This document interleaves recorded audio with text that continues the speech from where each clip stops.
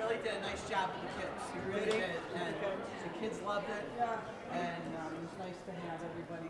Well, I saw, wins and losses. It came out just the way my friend said.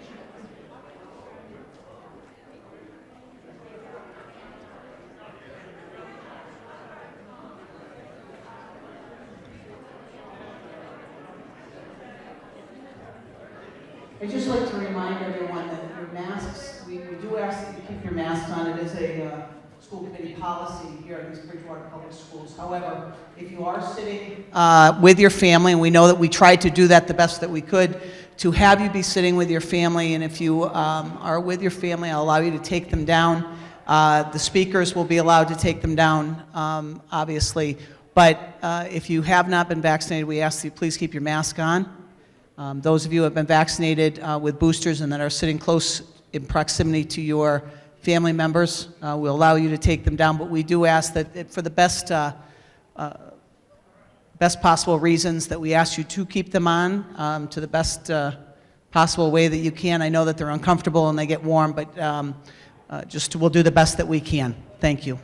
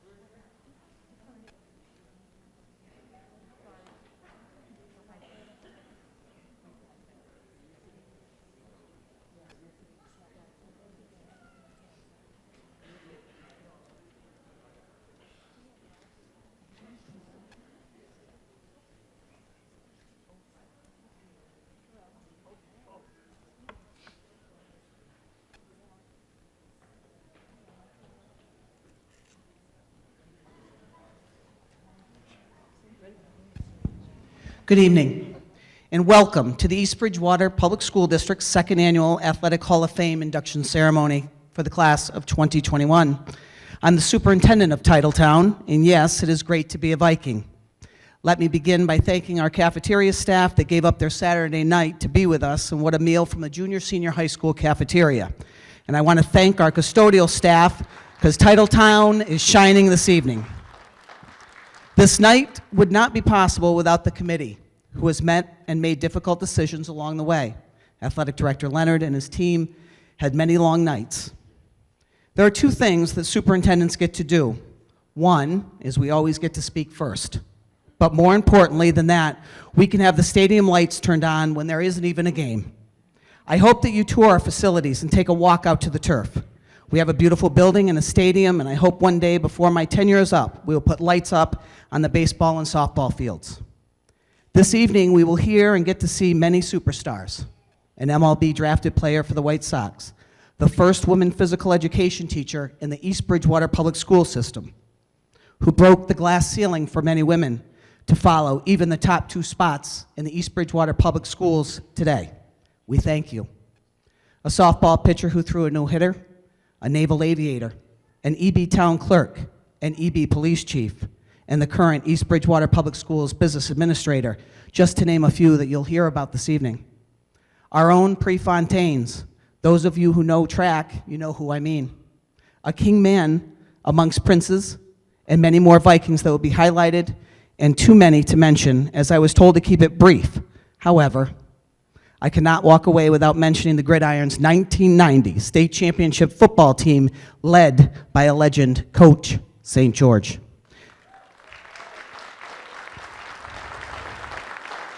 Ladies and gentlemen, field hockey, soccer, track and field, and football, cross country, baseball, softball, basketball will be represented well this evening. Please help me to open this evening's ceremony with a round of applause for all of our inductees.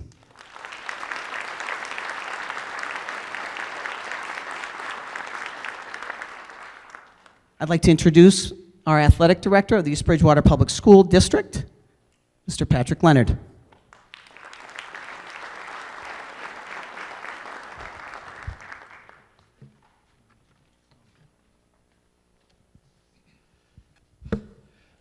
Good evening, everybody, and welcome to East Bridgewater Junior Senior High School.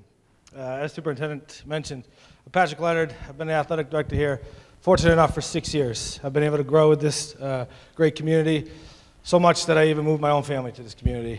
It is great to be a Viking, and it is something that I value along with everybody else that's here. Many of these things might sound repeated, as Superintendent and I kind of have the same mindset when it comes to opening remarks and things like that, but I can't go without saying a special thank you to so many people that make this event happen, and it's also well-deserved for everybody here in the audience, so appreciate that. To begin my night, I'd just like to thank Superintendent Legault. Appreciate your continued leadership and pushing each and every one of us to be the best that we can be in our leadership roles to provide more opportunities for this community. Assistant Superintendent Dr. Gina Williams, thank you for your commitment to this town in your leadership role as a community member and as an educator here in the building. Principal Clements, thank you for the outstanding job that you've done in the last couple months. He's our new principal this year, and he's done a great job getting the student body together and the teaching staff together, and he's really taken us into a really good direction. The Hall of Fame Committee, I can't do it without you guys, obviously. It's nice to be up here, but the limelight definitely should be on the committee. Mr. Tom Kenney, your attention to detail and perfectionism is very well off, and can't do it without you, so thank you very much. George Mccabe, Hall of Fame induction, class of 2019. Ron St. George, Bridget Larkin, Fritz, also class of 2019. Lisa and Ralph Roberts, Beth Hayes, and John Shay. This night doesn't happen without them, so make sure if you see them tonight, you make sure you give them a hand and say thank you to all their efforts tonight. To go along with the superintendent's remarks about the custodial staff, Doug Hortensi and his staff do a great job here every day. They are shining windows, they are mopping floors. We are lucky to have a facility like this, and they take care of it every single day, so appreciate them too. Deb Vaughn and her food staff, could not be more thankful for the job that they do tonight. It's such a great pleasure to have the entire Hall of Fame induction here on facility, in our cafeteria, with our staff here in the auditorium as well. So thank them as well. Jen Pohl, president of Viking Sports Parents, thank you for volunteering your time today and all other times for events when we have for our great community, always chipping in to help decorate, always chipping in to help organize things. So appreciate Viking Sports Parents as well. All the sponsorships, can't do it without you. Without your help, this night doesn't evolve into what it has over the last couple of years. So thank you for those who continue to support us. And most importantly, the family and friends in tonight. It's all of your hard work that is paying off for either your child, your student, your brother, your sister. It doesn't matter. Without the family and friends, we're not here tonight. So thank you for all that.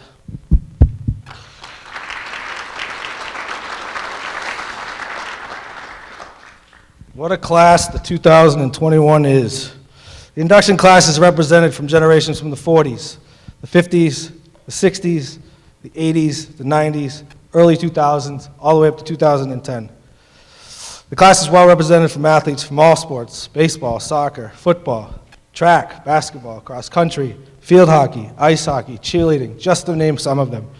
Tonight we have 6 females being inducted into this year's class. What an impressive resume each and every one of them have. We have a championship cheerleader that still holds school records to this day in track and field. We have softball players that still continue to hold records here. We have a female that was the first female ever to join the Vikings football team.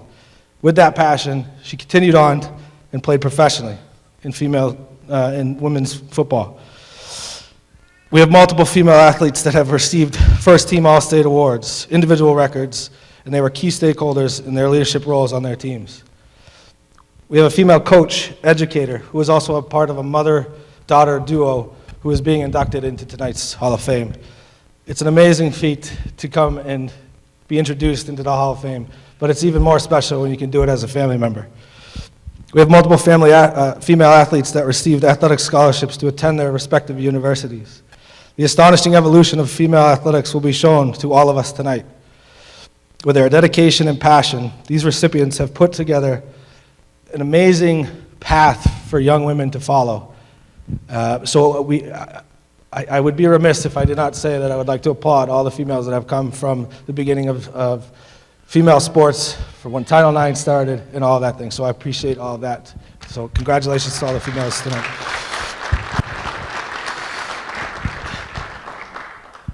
We have multiple recipients that have been drafted to the Major League Baseballs.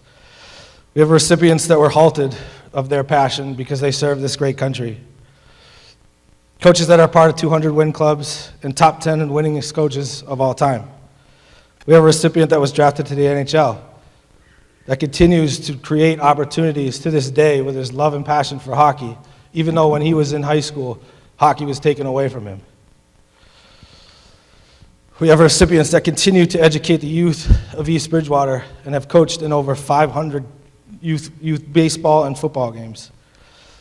We have members of the 2000 cross-country team that dominated the state under the direction of Hall of Fame class George Mccabe, 2019. We have a football team that dominated the state in the early 90s with the direction of fellow class inductee Coach Siobhan St George.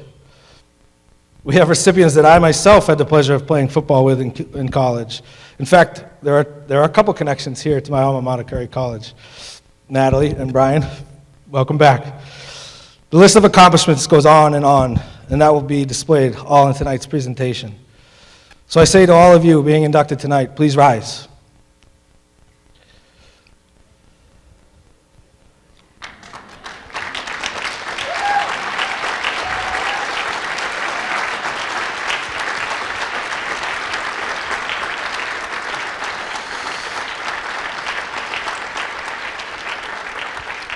Welcome back to where it all began. You have paved the way during your time here and continue to represent East Bridgewater with class and dignity. You all forever be Vikings, etched into the record books for generations. Class of 2021, welcome to the East Bridgewater Athletic Hall of Fame.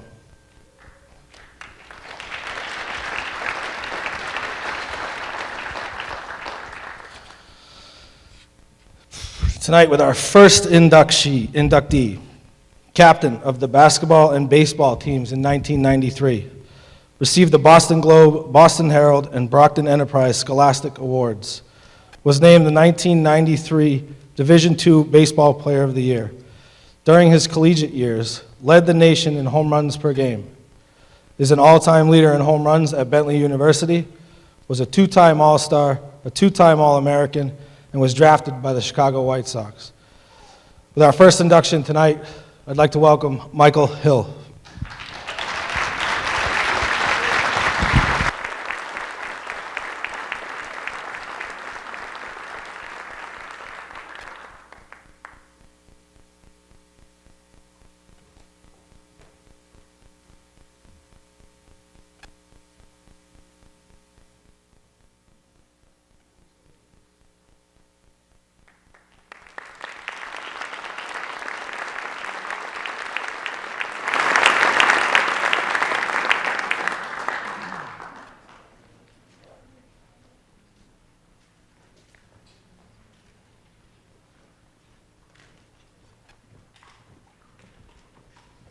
I'd like to welcome Tom Kenney up to the stage as he will be inducting our next inductee of class 2021. Tom Kenney, please.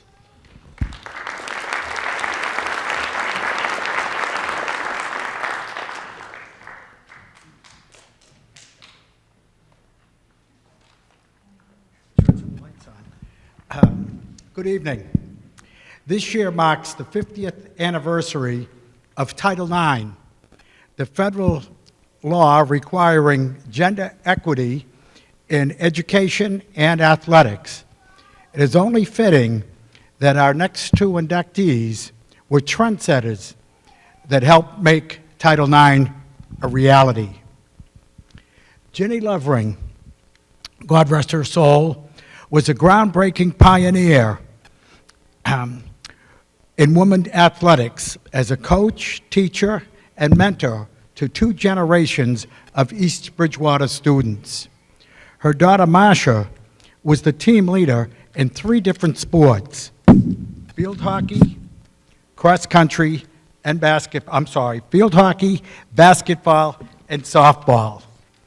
A 4-year starter and captain of all of them her senior year. She is also the first East Bridgewater player to throw a no-hitter in softball. Both women were trailblazers. I wish the lighting was a little bit better, okay? And paved the way for all the good things that happened since. East Bridgewater athletics would not be what it is today without these two women and their leadership. At this time, I would like to call forth Ginny's daughters, Judy Bailey to accept the clock for her mother, and Marcia Weidenfeller, also Ginny's daughter, the late daughter. Marcia and Ginny will become the first mother-daughter Athletic Hall of Famers in East Bridgewater history.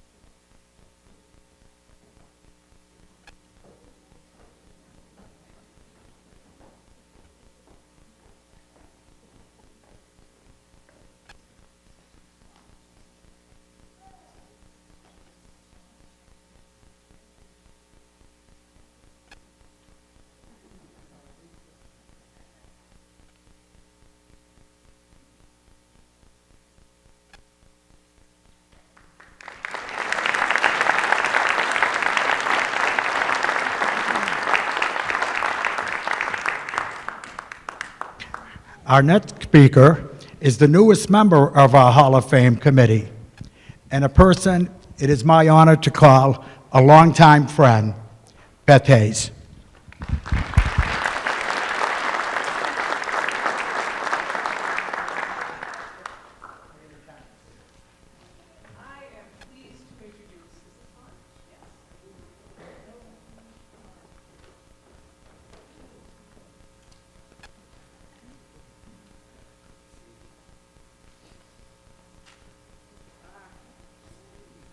Yeah. I'm pleased to introduce our next inductee, Leslie Gould, a 1941 graduate of East Bridgewater High School who passed away in 1987. His accomplishments are long and varied, as you will read in the program. In fact, just tonight, as we were gathered around the display that his daughter and sons had put together, another inductee, Dale Hatfield, came up and said, "Wow, who's doing him? I have to tell you, Stanley Goldman said," the former superintendent, "he was the best athlete ever in East Bridgewater." So I had the pleasure of speaking with Les's daughter, Ellen, and she told me that not only was he a standout athlete in high school, but after serving as a Navy aviator in World War II, he came home to continue his athletic pursuits, playing on both baseball and semi-pro basketball teams. And then, under his leadership as commercial club president, he was instrumental in spreading his love of sports by sponsoring teams for the youth of East Bridgewater. If that wasn't enough, he was president of his class for 7 years. His classmates must have loved him. And he served on the school committee, a man after my own heart. So he was a special person for sure. Les's 3 children, all also graduates of East Bridgewater High School, are here today to accept on his behalf. Please welcome Ellen Tong, Bill Gould, and Jeff Gould.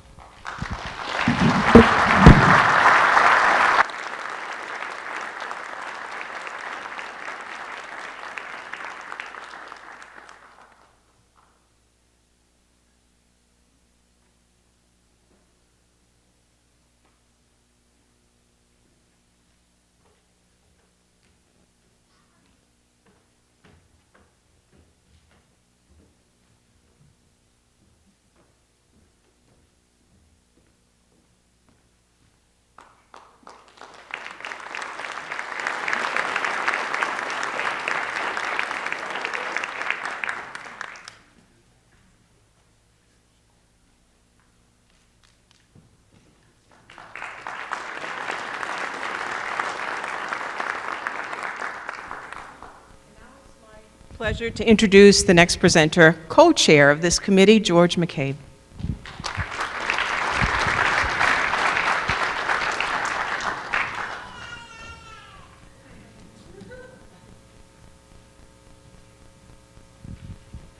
It's on.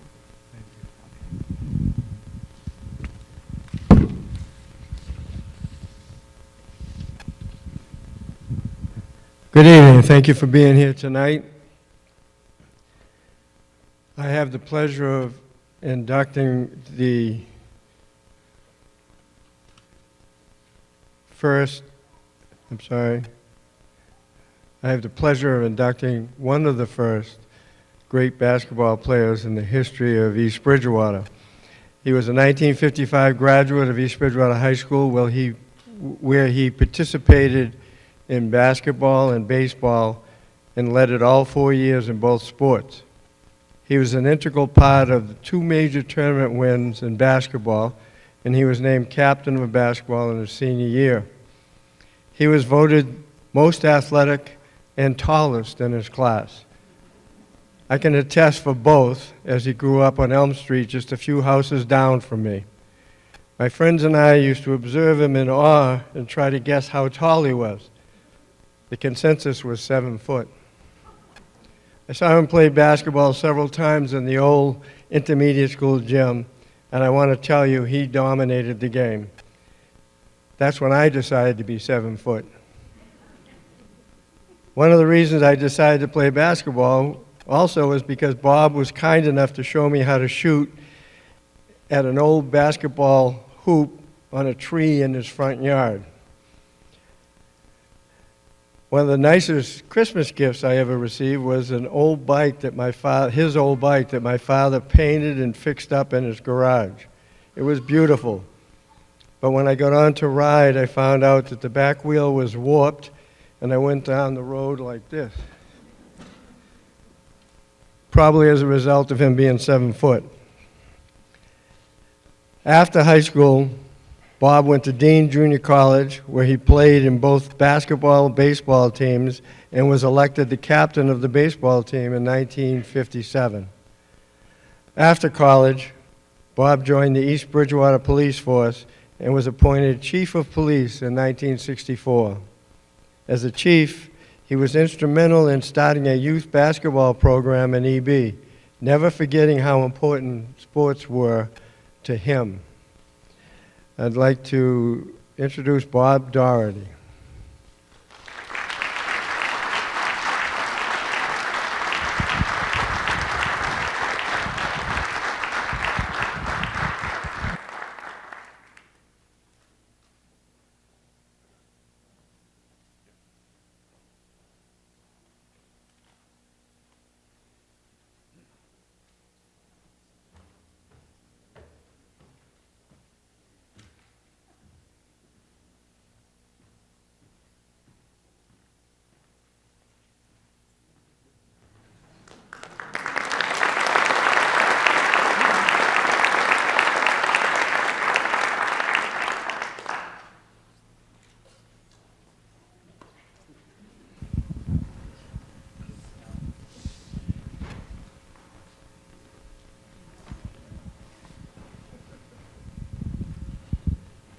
Next is Tom Morgan, a 2004 graduate of East Bridgewater High School, where he participated in cross-country, indoor track, and outdoor track.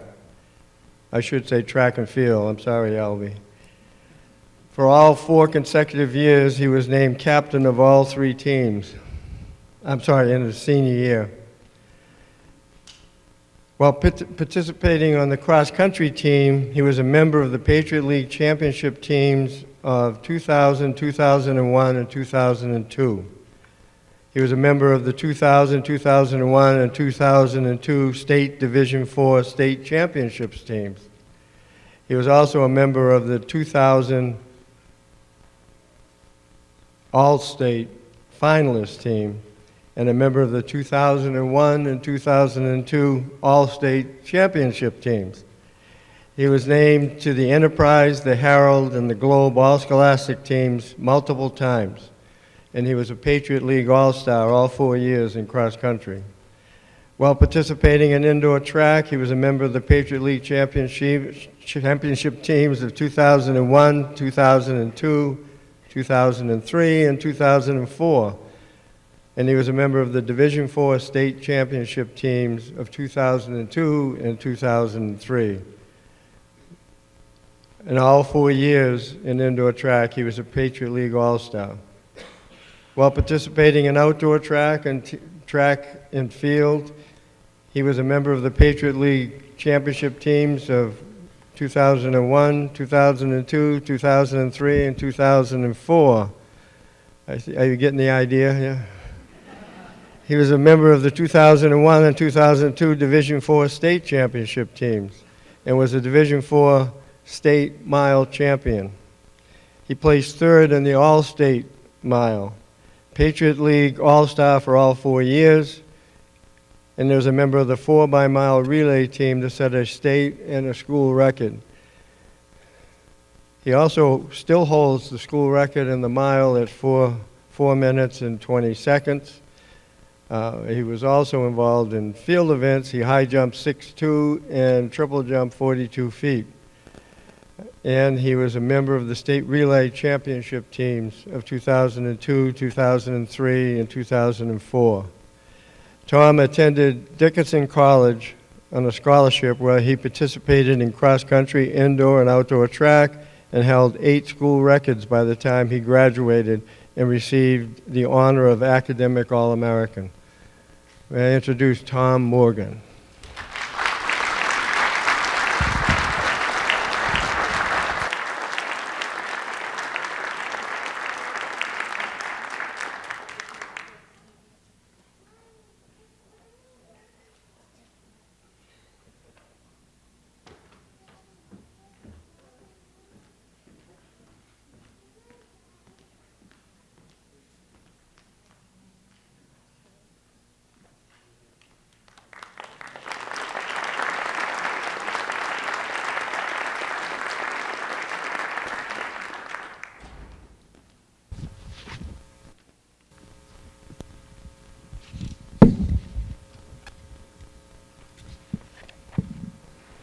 Next, I have the privilege of introducing David Voss. David was a 1996 graduate of East Bridgewater High School, where he participated in cross-country basketball and outdoor track and field. He was an integral part of 7 league championships in cross-country and outdoor track and field. He was named captain of all 3 teams in his senior year.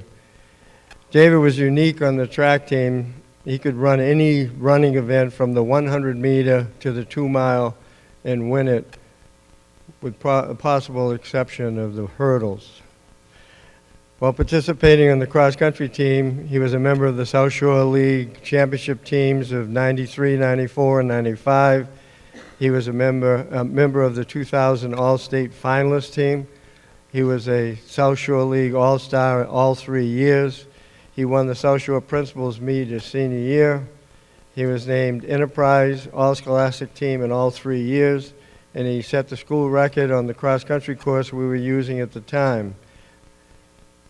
He also set course records at 3 other cross-country courses in the league, and he was winner of the MVP in 3 consecutive years.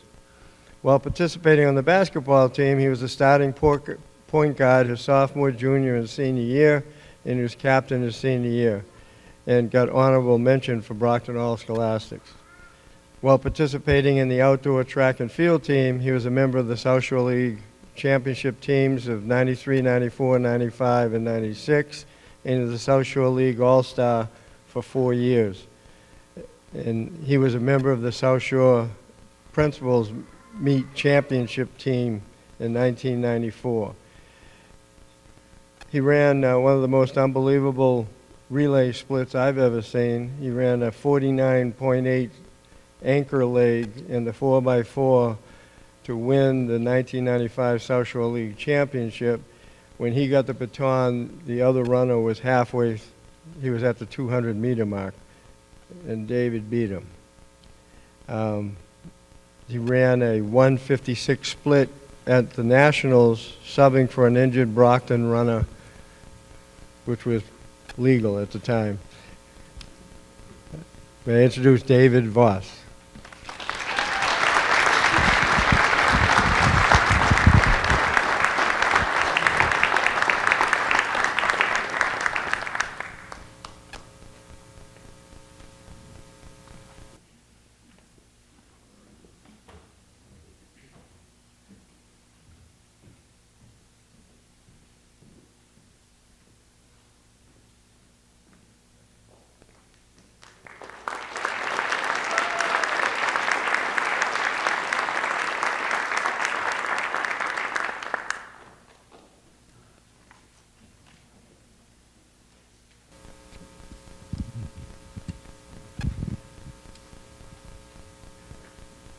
Next is T.J. Smith, a 2002 graduate of East Bridgewater High School, where he participated in cross-country, indoor track, and outdoor track for 4 consecutive years.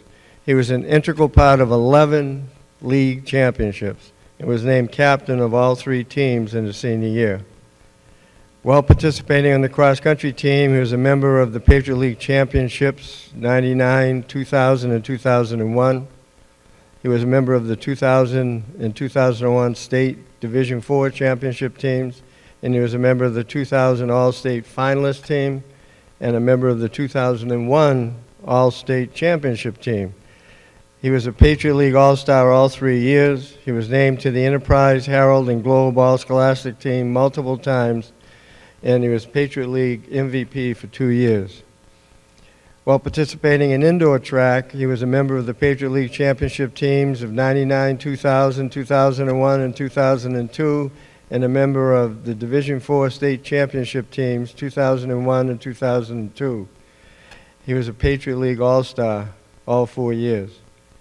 While participating in outdoor track and field, he was a member of the Patriot League Championship teams of 99, 2000, and 2001, and he was a member of the the Division IV State Championship teams of 2001 and 2002, and he was a Patriot League All-Star all 3 years. He was a member of the 4x-mile relay team that set a state and school record. He set the school record in the 2-mile, which he holds to this day at 9:42. And he was a member of the state relay championship teams of 2001 and 2002. TJ attended Stonehill College on a track scholarship where he competed at the collegiate level. He was named 3 times to an All-New England, as an All-New England team member, 3 times All-Region team member, and he has the school record in the 10,000 meter at Stonehill. After graduating from Stonehill, TJ coached cross-country and track at Bridgewater State College, frankly developing a track and cross-country powerhouse at Bridgewater State.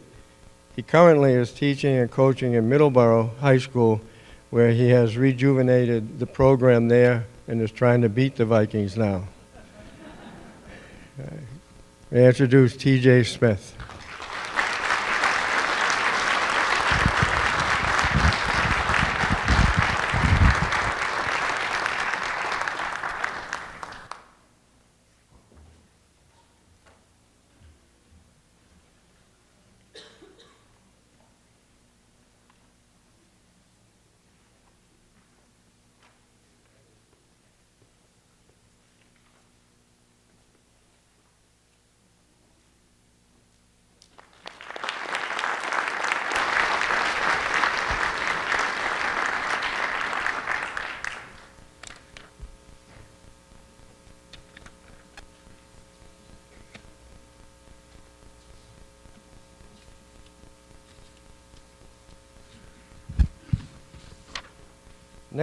Next, I'd like to introduce Dennis Sheppard.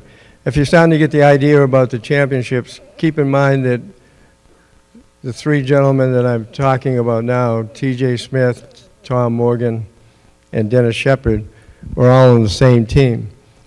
There was one season where they placed the top 7 runners in most of the dual meets. We also had an individual meet at our invitational meet, the Catholic Memorial Invitational, where they scored a perfect score. That meant they scored 15 points, which is the best you can do in cross country. There were 2 runners that beat them, but they didn't belong to a team, so they didn't count in the team score, and we took the next 7 positions. Dennis Sheppard is a 2003 graduate of East Bridgewater High School, where he participated in cross-country, indoor, and outdoor track. He was an integral part of 11 league championships as well, and was named captain of all 3 teams in his senior year. As a member of the Patriot League championship teams of 99, 2000, 2001, and 2002, and he was a member of the state championship teams of 2000, 2001, and 2002. He was also a member of the 2000 All-State finalist team, which means they came in 2nd place in the state, a member of the 2001 and 2002 All-State championship team. He was a Patriot League All-Star all 4 years. He was named the Enterprise and Globe All-Scholastic team multiple times, and he was a Patriot League MVP his senior year. While participating in indoor track, he was a member of the Patriot League championship teams of 2000, 2001, and 2002, and he was a member of the Division IV state championship teams of 1, 2, and 3. He also set the school record in the indoor long jump, which was a surprise to me. Actually, I'm kidding, because Dennis was the best athlete in his class. He could have been the starting center fielder on the baseball team. He could have been the starting point guard on the basketball team, and he could have been a tailback on the football team. Ron just said no, he wasn't.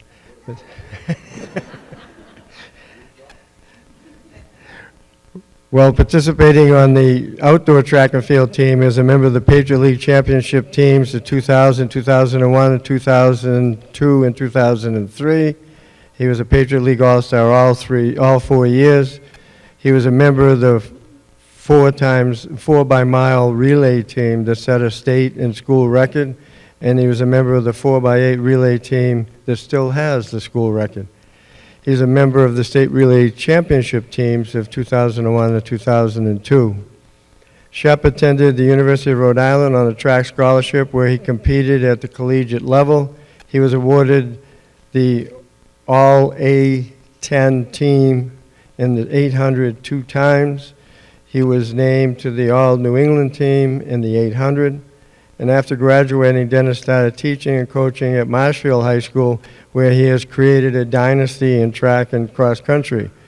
Just this past month, his girls' cross-country team won the Division I state cross-country championship. What goes around comes around, I guess.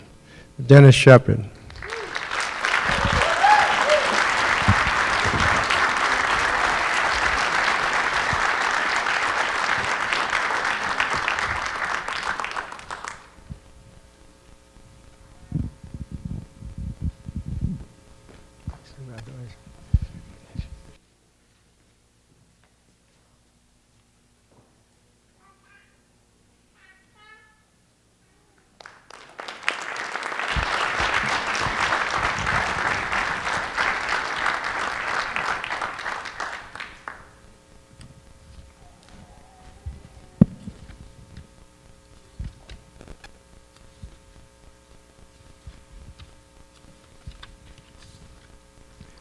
Next, I'd like to introduce John Shay.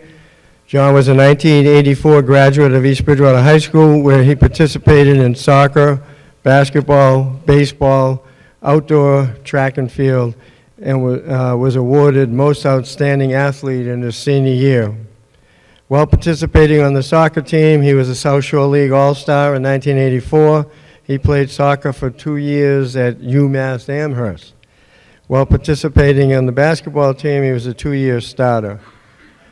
While participating in the outdoor track and field team, he was a member of the South Shore League Championship team of 1984. While a member of the team, he was a member of the team in 2 years. The team record was 3 years. The team record was 27-4. He won the Coaches Award in 1984, the South Shore League All-Star in 83 and 84, and he was a member of the 4x100 relay team that set a school record in 1984. He won 4 events at track meets multiple times. He was a high scorer on the team 1983 and 1984. As an adult leader in the town, John has continued in athletics, coaching over 500 youth games in football, soccer, baseball, and basketball. He is past president of the youth basketball. He's past treasurer and board member of the Little League. He's named All-League Volunteer of the Year, Little League Volunteer of the Year. And for the past 7 years, he has volunteered to work at Strong's Field. You will find him there nearly every Saturday morning, and he said be sure to bring him a cup of coffee. John Shay.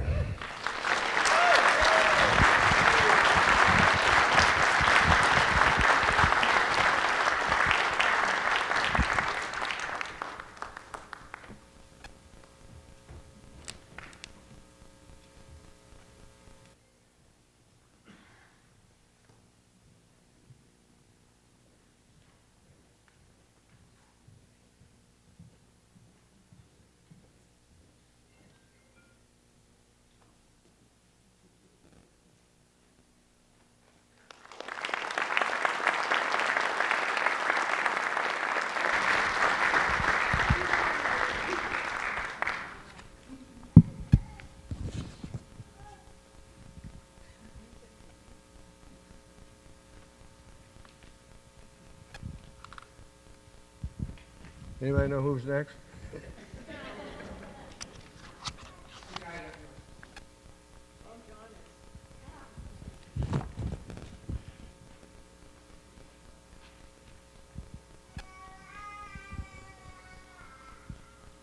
It's my pleasure to introduce John Shay.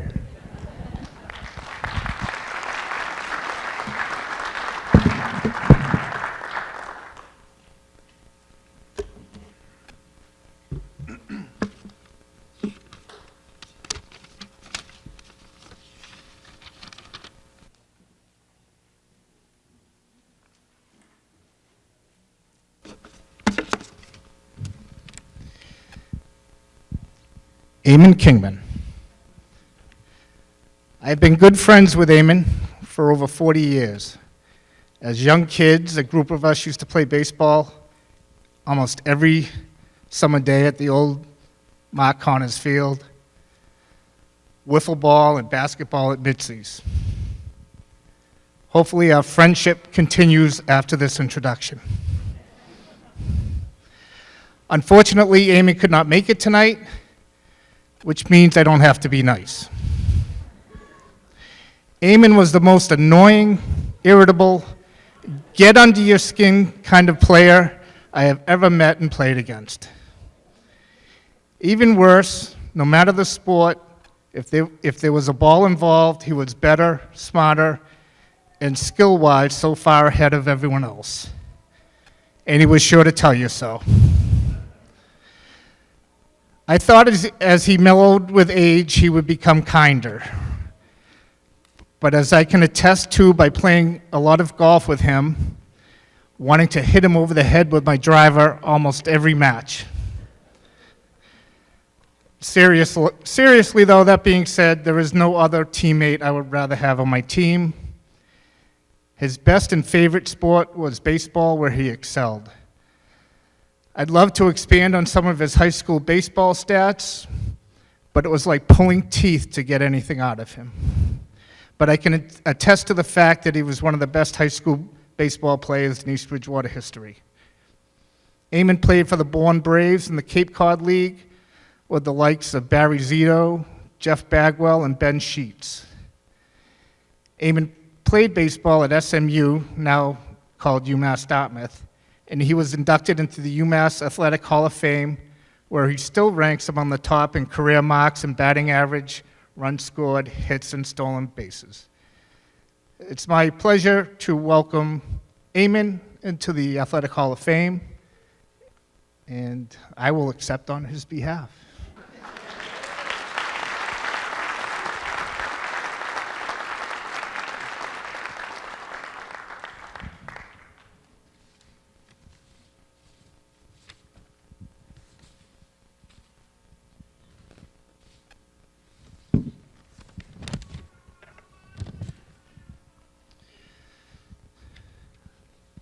Dale Hatfield, class of 1952. I've learned a lot about the 1950s being on the committee. It's incredible the amount of athletes and great teams we had during that time period. Dale, or Big Hat, as he was known in school, graduated in 1952.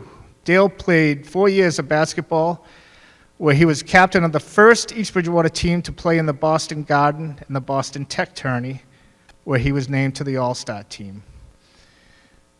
Dale played 4 years of baseball and was voted a Senior Athlete of the Year for the class of 1952.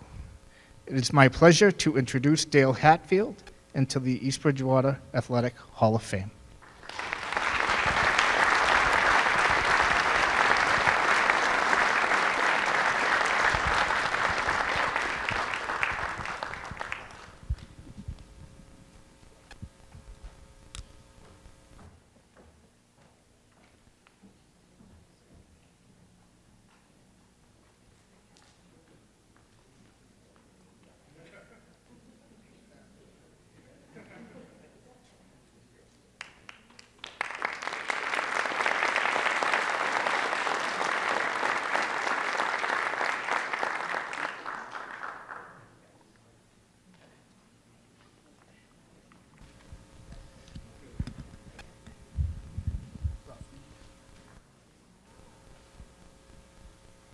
I'd like to introduce Ralph Roberts.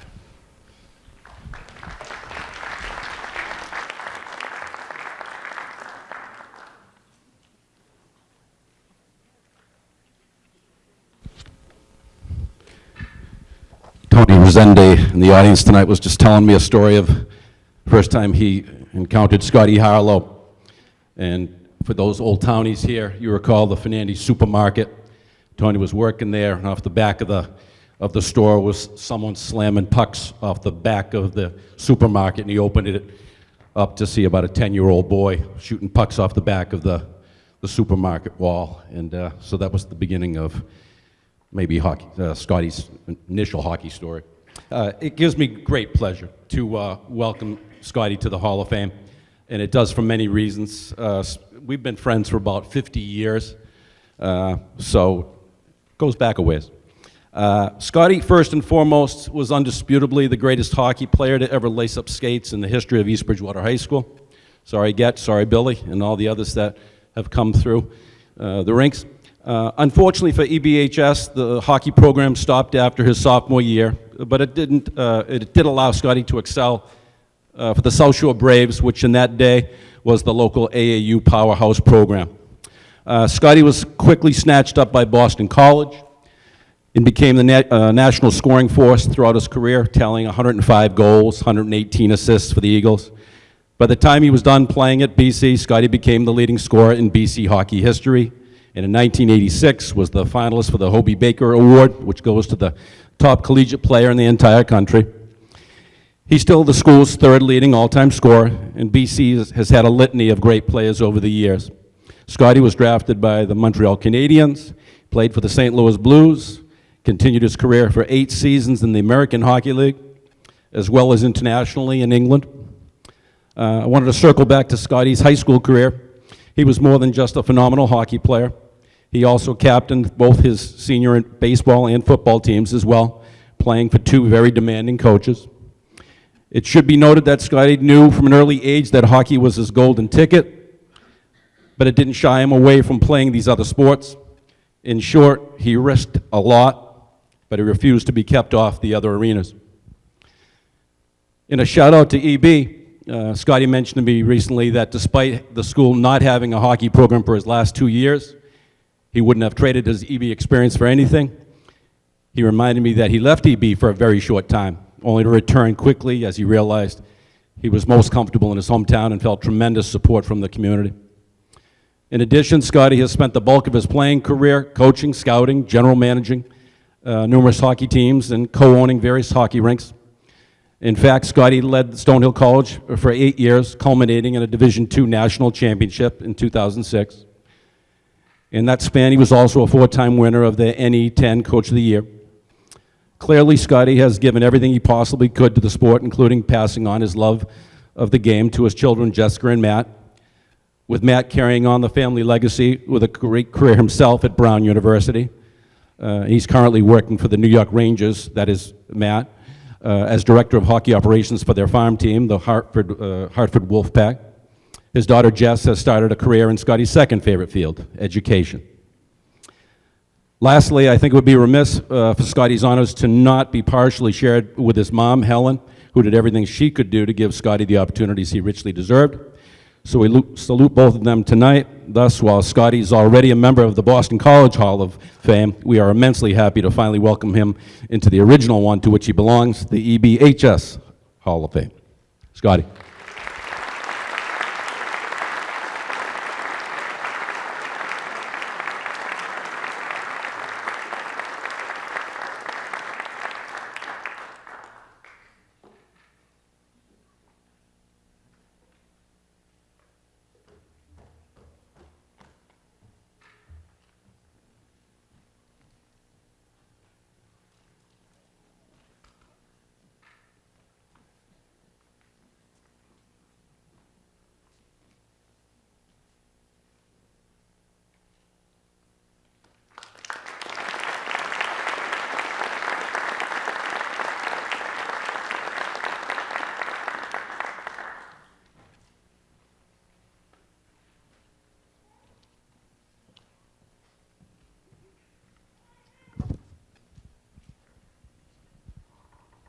This is obviously a great night for some of us, for all of us on the committees, as we get to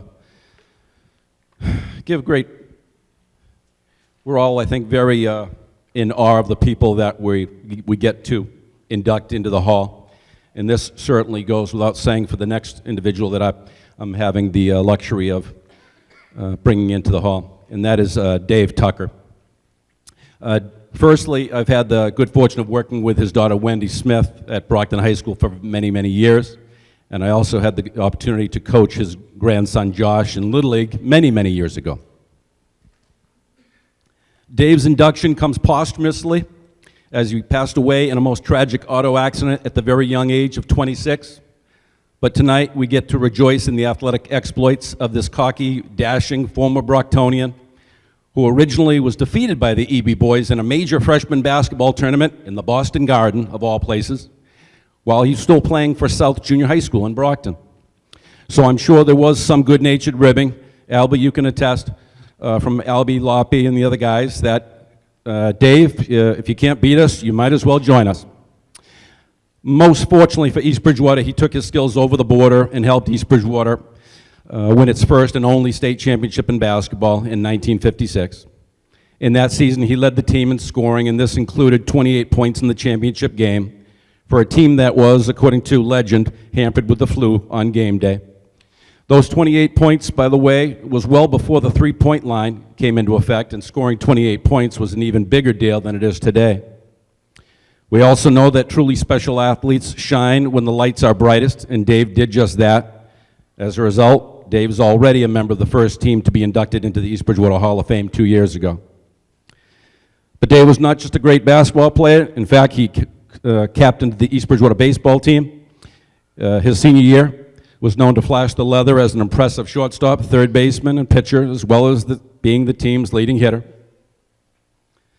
Then, in a professional baseball tryout in Mansfield, Dave was chosen best prospect, which yielded him a tryout at Fenway Park.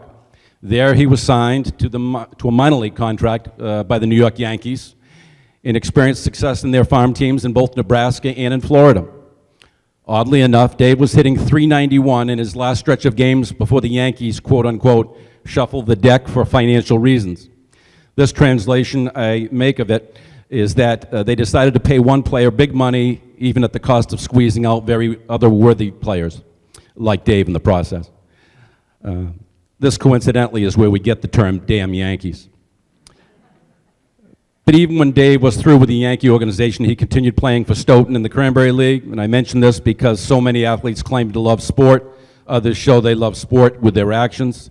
Dave's actions clearly conveyed that he did truly love sport. In addition, Dave was also an outstanding football player for EB, playing quarterback, blocking back, and defensive back, and a captain of the team that helped EB win its first league championship since football was reinstated in 1953. Thus, in my humble opinion, anyone who captains each of the three teams he or she plays upon, helps one team to a state championship, gets signed by the professionals in a second sport, and also helps another team win a championship in a third sport, certainly deserves consideration as perhaps one of the finest overall athletes to ever grace the halls of East Bridgewater. No one can ever take that away from his daughters, Wendy and Kim, and his grandsons, Eddie, Josh, Ben, and Dylan. And I think a special note most deservedly goes out to Dave's widow and high school sweetheart, Sally Doughton Burke, who had to heroically carry on herself with two young children at her side after Dave's passing. Congratulations to you all. Sally, if you want to come on up, we can take a picture down or below, wherever you want to. You want me to come down, or do you want to come up? I'm coming down.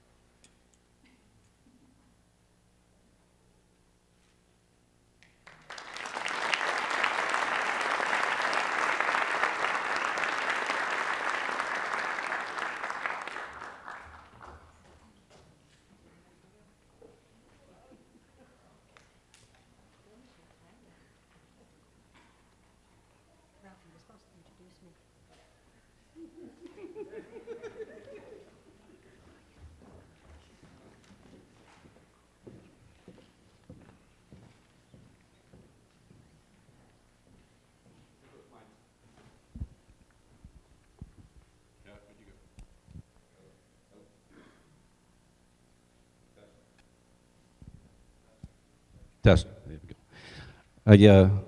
I forgot my other half that I was supposed to introduce. It's not the first time I've done such a erroneous offense. My wife, Lisa Roberts.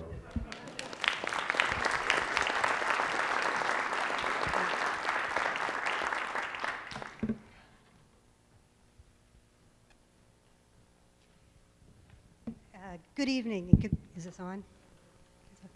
Congratulations to everyone being inducted tonight.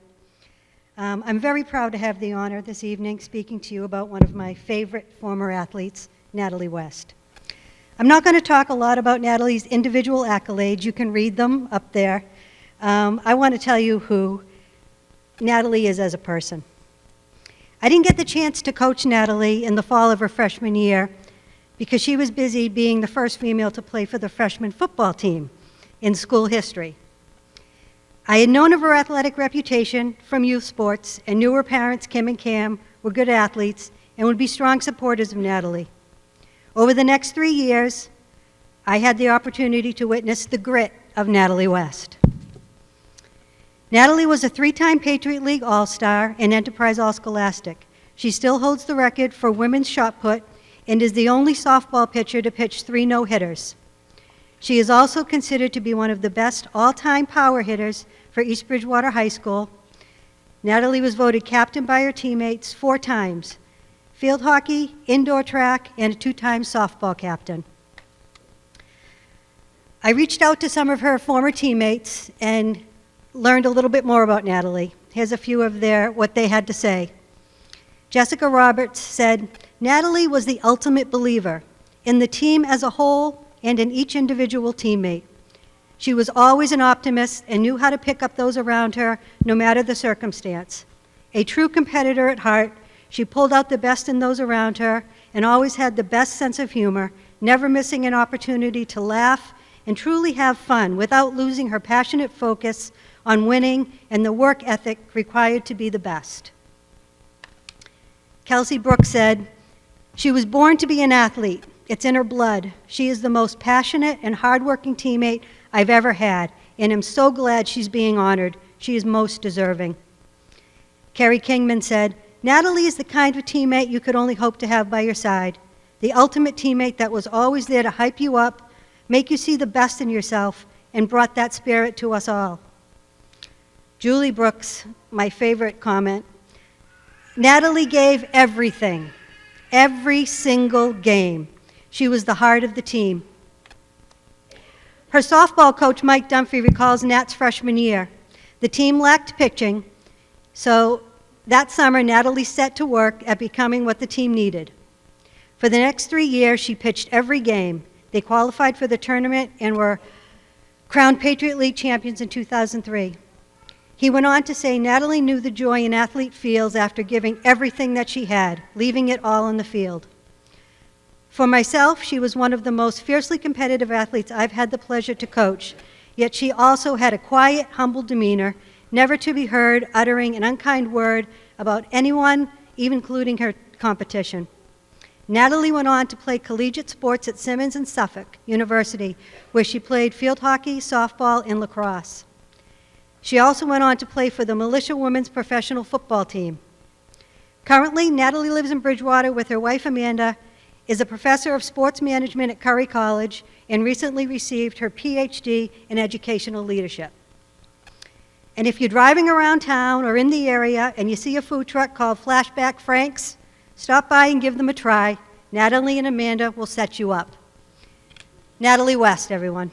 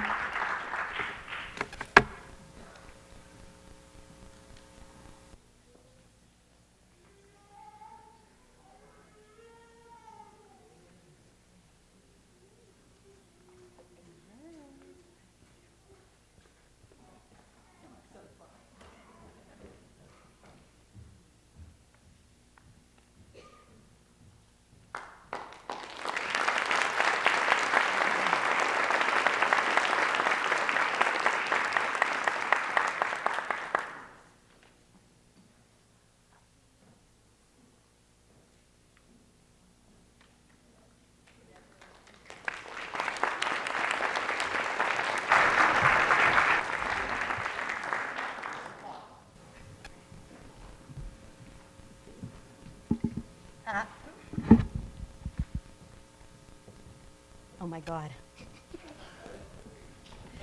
Ladies and gentlemen, Paul Mcdermott.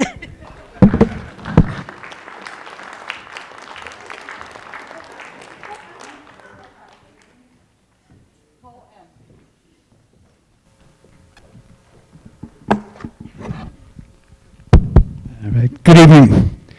I want to thank all of you for being here as we honor these athletes from different decades into the East Bridgewater High School Hall of Fame. I want to thank all the inductees for their contributions in inspiring younger athletes to strive to be the best they can be. I'm sure that at some point in time, a younger athlete looked up to one of these inductees and said, I hope I can be like so-and-so one day. Thank you. I also would like to thank the committee members. The soup, Liz Legault, thank you.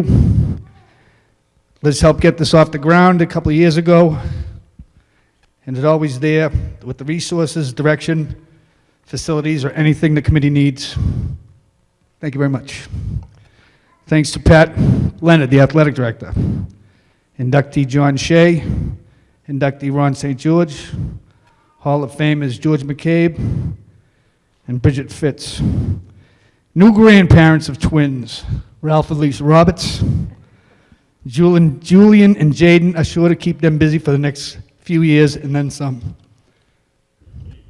Please give my congrats to Robbie, an EB Hall of Famer, and her husband, Corey. Welcome them to the wonderful world of parenting. IT and PR person, Beth Hayes. Great job, Beth. Thank you. I don't know how this guy does it. He's always on the go. His knowledge and wisdom brings this committee together. Over the past 15 years I've known him, I don't think I've ever heard him say no, or I can't do that. You were our number one guy from the get-go. You inspire me, and I'm sure tons of others, to stay involved and make a difference.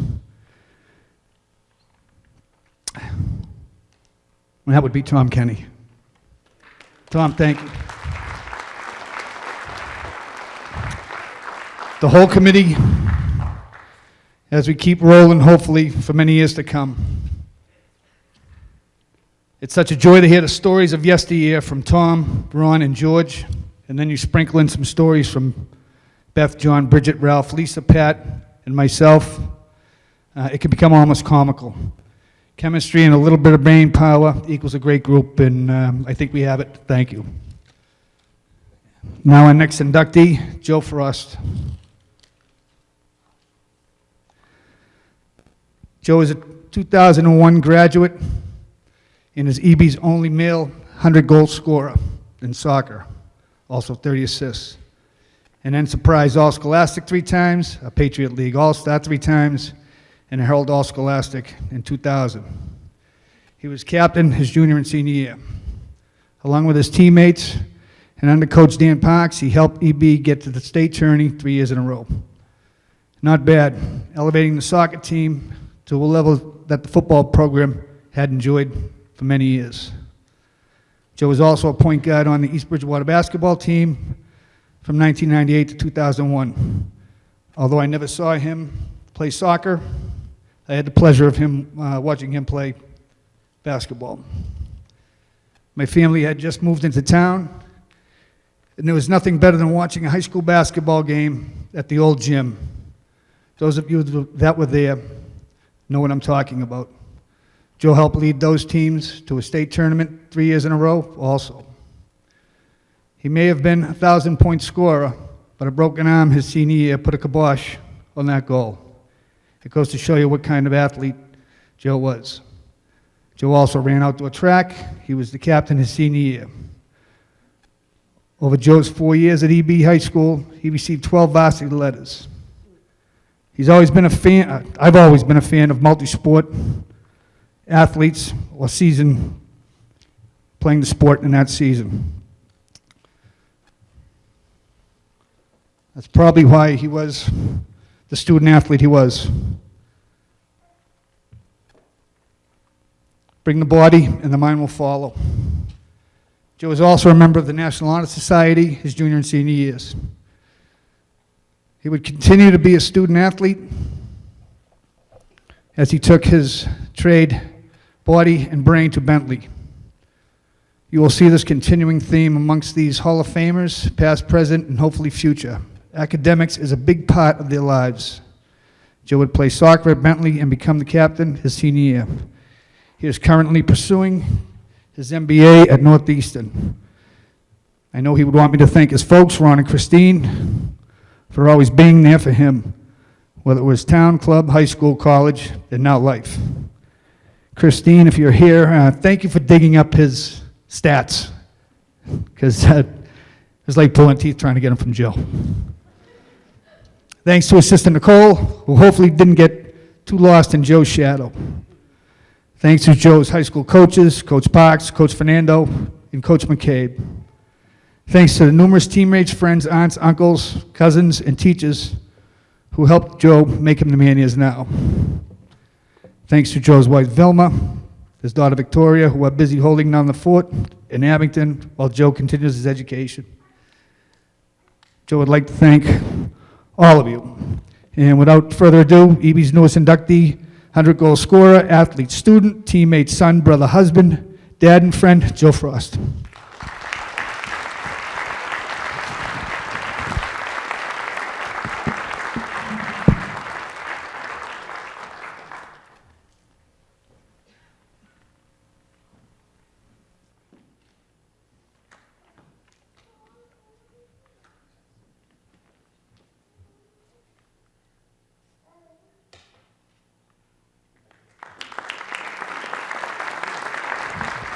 And our next speaker, Bridget Lodge, Fritz. That's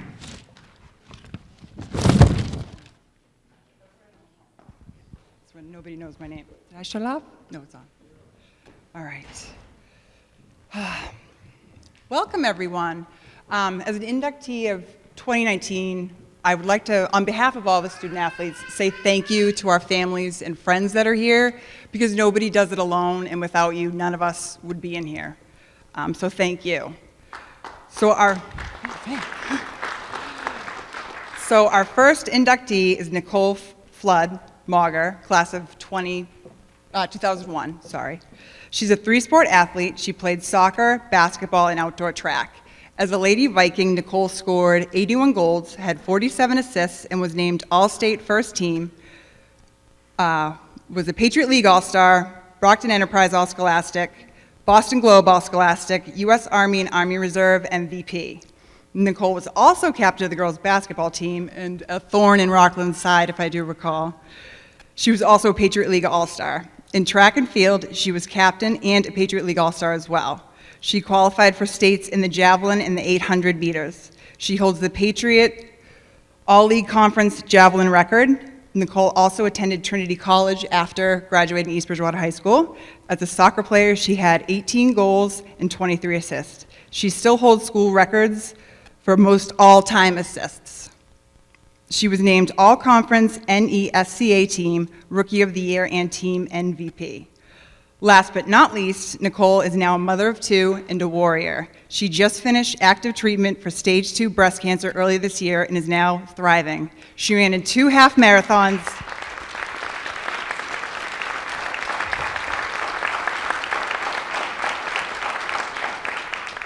in the Falmouth Road Race, all while raising money for the Ellie Fund. Please welcome my former teammate and friend, Nicole, to the stage.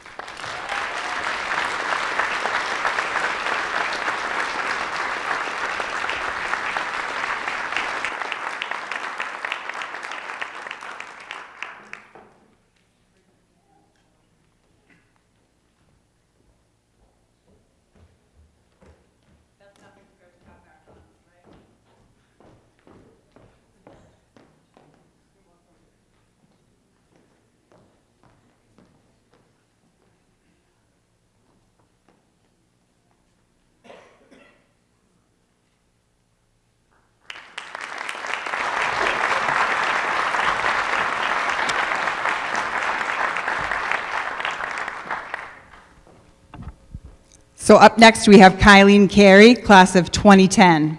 Now, everyone keep notes because there might be a pop quiz after this. She was a four-sport athlete competing in fall and winter cheer and indoor and outdoor track. She lettered all 4 years of high school. She was named Most Outstanding Athlete her senior year of high school. In indoor track, she was the team's highest scorer all 4 years. She held records in the 100-meter hurdles, long jump, triple jump, 4x100, 4x200, shuttle hurdle relay, and tied in the 100 meters. She was a state champ for the long jump in 2008, 100-meter hurdles in 2010. She was a 3-time Brockton Enterprise All-Scholastic, 4-time South Shore League All-Star, 3-time South Shore League champion, and 3-time MVP. So that's one. Hold on. Please hold. For indoor track, her junior and senior year, she was a 2-time Brockton Enterprise All-Scholastic, 2-time Eastern Athletic Conference All-Star. She was the team's highest scorer for both years. She was the state champ in 55-meter hurdles in 2010, held records for the 55 hurdles, long jump, 4x200, 4x400, shuttle hurdles, and high jump relays, and she tied in the 55 meters. She qualified for states in the 55 hurdles and long jump. Now for cheerleading. For fall cheerleading, she was a South Regional Division III champion in 2006 and 2009. She's a South Shore League champ in 2006, 2007, and 2008.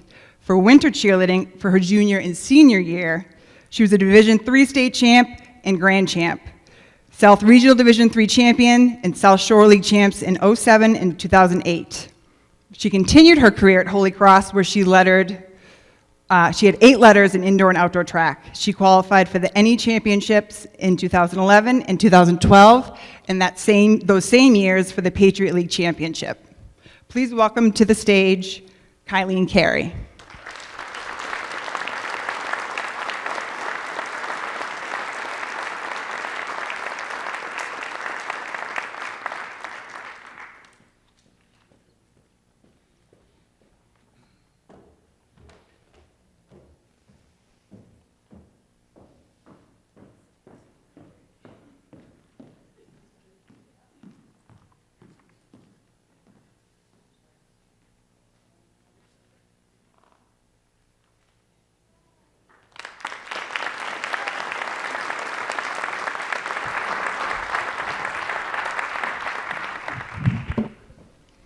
And last but not least, we have Kathy Doors D'Souza, class of 1982. I believe she is not here this evening, but will be watching from home. She is another 4-sport athlete. Her freshman year, she did cross country. She played 3 years of soccer and 4 years of basketball and 4 years of outdoor track. She still holds the female record at East Bridgewater High School for the javelin event, throwing 134 feet. Kathy's athletic career continued at URI, Bridgewater State, and UMass Boston.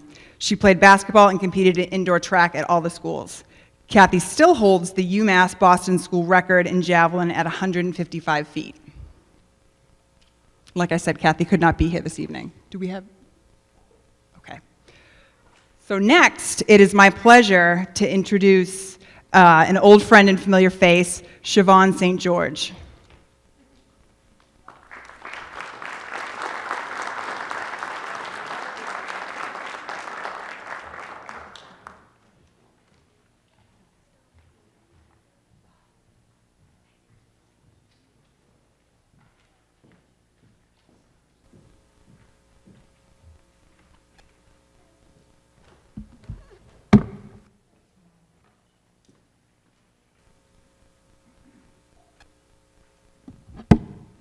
Good evening, everybody.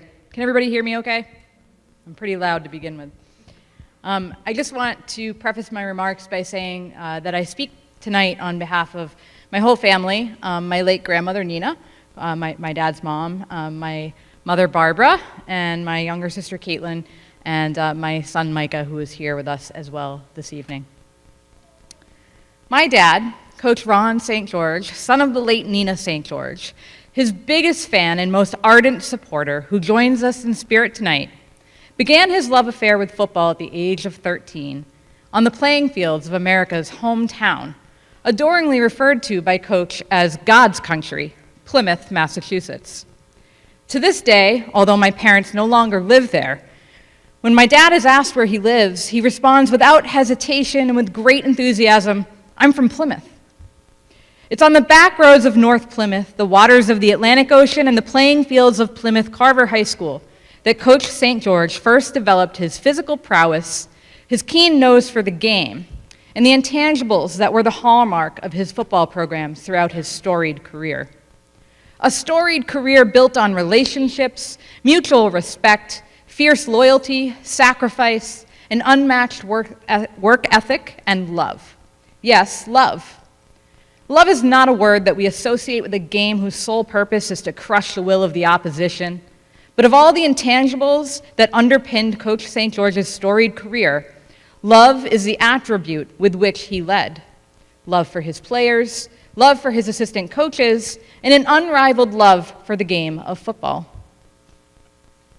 His love and passion for people and football, combined with his unrivaled dedication, resulted in a storybook run as head coach of 3 distinguished institutions: East Bridgewater High School, Boston College High School, and Cardinal Spellman, totaling 15 league championships, 7 Super Bowl appearances, 5 undefeated teams, and an overall record of 275 wins, 137 losses, and 5 ties.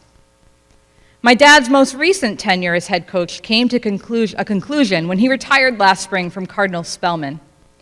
Coach quickly transformed the Cardinals, a program that had gone 4-40 in its previous 4 seasons, into a team that posted a 24-2 record in just his 3rd and 4th seasons at the helm. At the conclusion of Coach's 12-year tenure, the Cardinals had won 4 league championships and posted 6 bids in the state tournament, including 2 Super Bowl berths. Prior to arriving at Cardinal Spellman, my dad took his talents to BC High for 3 short, but nonetheless impressive seasons. Again, Coach took a program that hadn't amassed a winning season in 3 years. Excuse me for 1 second.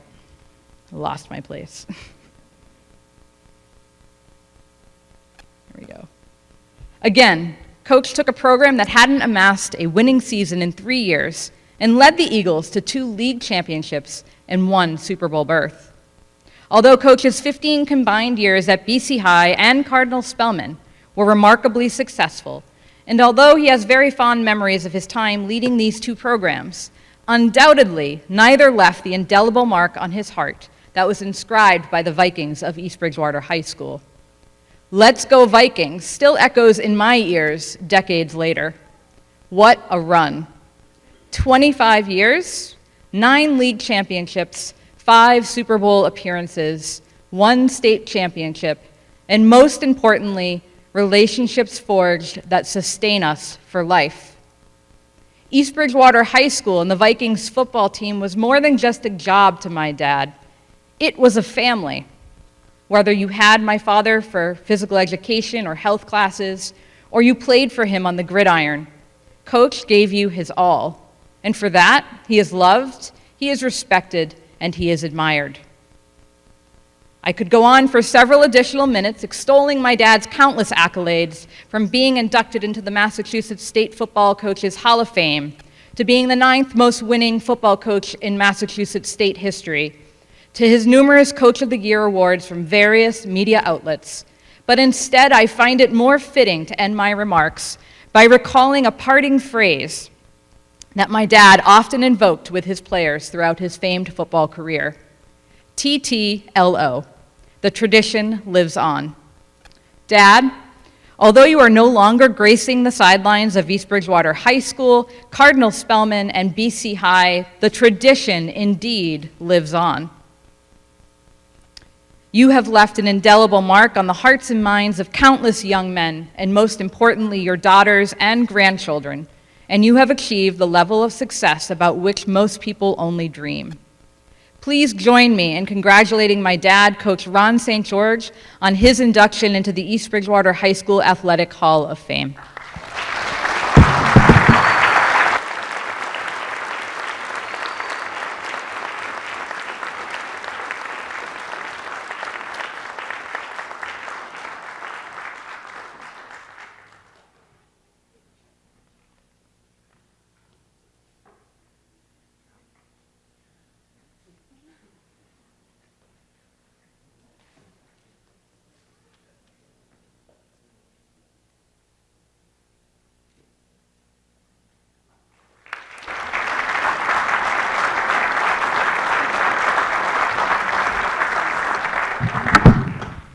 Good evening.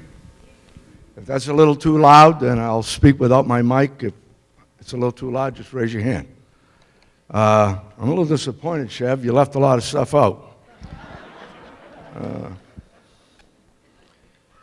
I was beginning to wonder who it was that she was talking about.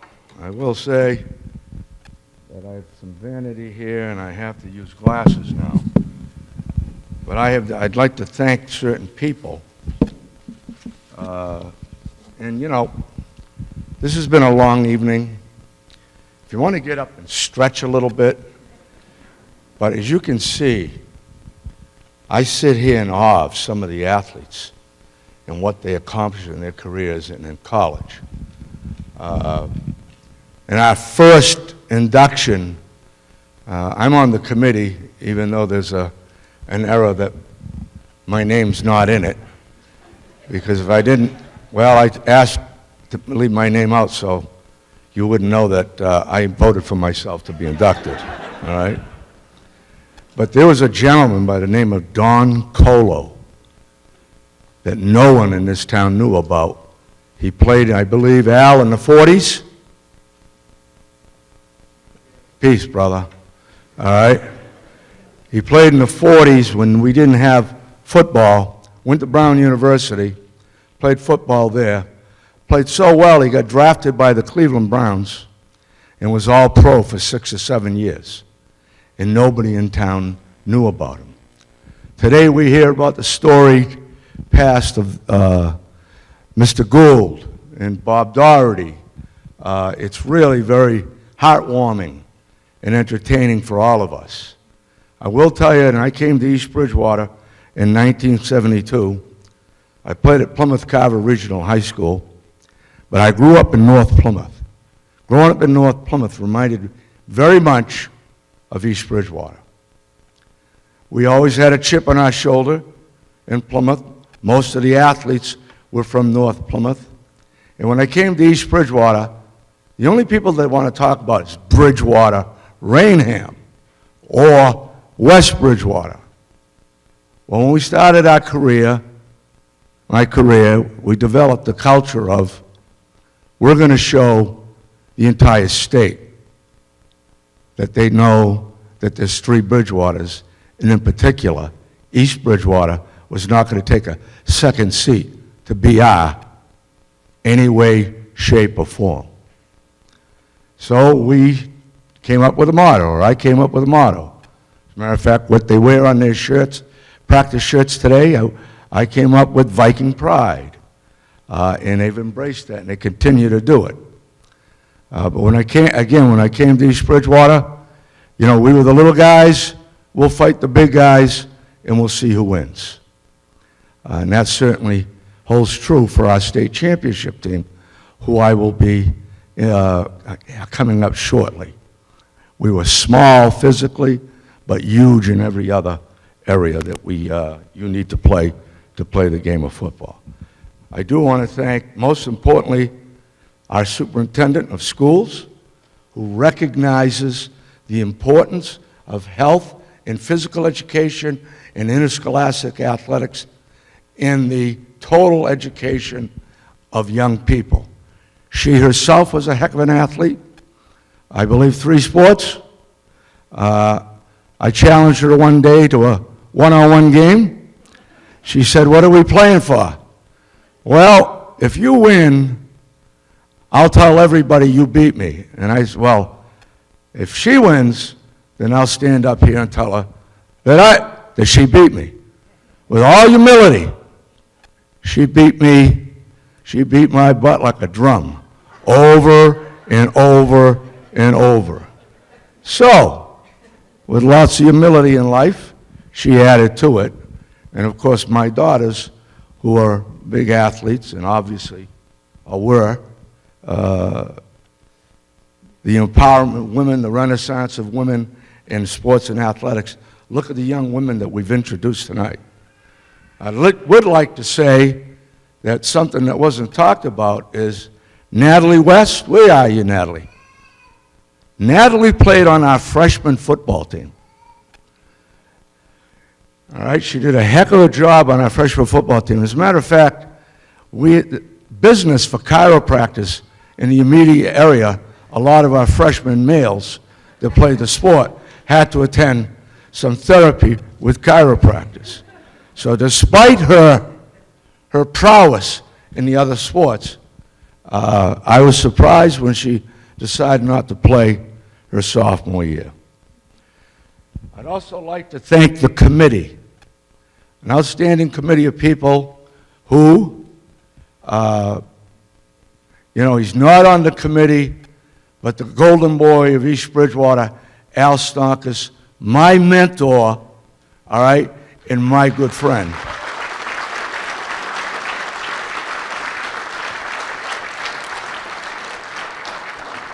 We wouldn't know about people like Don Colo, the Bob Dohertys, people from the past, Joe Morris. George Mccabe, I'd like to say, he's older than I am, all right? Started here in 1968, so he's seen a lot of athletes come and go. I started in 1972, so I've seen a lot of athletes come and go. And then we had other members of the committee that were aware of more of the people in the 2000s. I left on East Bridgewater, unfortunately, in 2004. But as you can see, the women and some of the gentlemen that we put in tonight. I would like to say with George Mccabe that I had signed contracts with his 5 track athletes, Morgan, Shepard, Voss, all right? And then they ran away. I kept telling them, look, the longest you're going to have to run with me is 100 yards. What the hell do you want to run 2.5 miles every day? But nevertheless, George, with his magic, all right, was able to lure them away from the football field. Okay, I'd like to thank Pat Leonard, new young guy here, bringing new blood to the town, buying into Viking pride. I'd like to thank Dr. Judith Reardon, who was our superintendent here. She was an outstanding administrator, an outstanding human being. She allowed me to be me, whether I made a mistake or not, encouraged me at all times, and helped me grow as a professional. I'd like to thank, sitting here, George Kelly. You know, we went to 5 Super Bowls in 6 years. There is a tremendous amount of film work that you have to do. And George, being a prior football coach himself, asked me one day for each year that we went to the bowl, and 5 out of 6 years, that would you like a substitute so you can watch film? But that's not the only thing I thank George for. George was an outstanding leader, outstanding gentleman, had great rapport, she and Judy, with the administration. There was no management versus labor in the school. We were all one biking. We all bled blue and gold.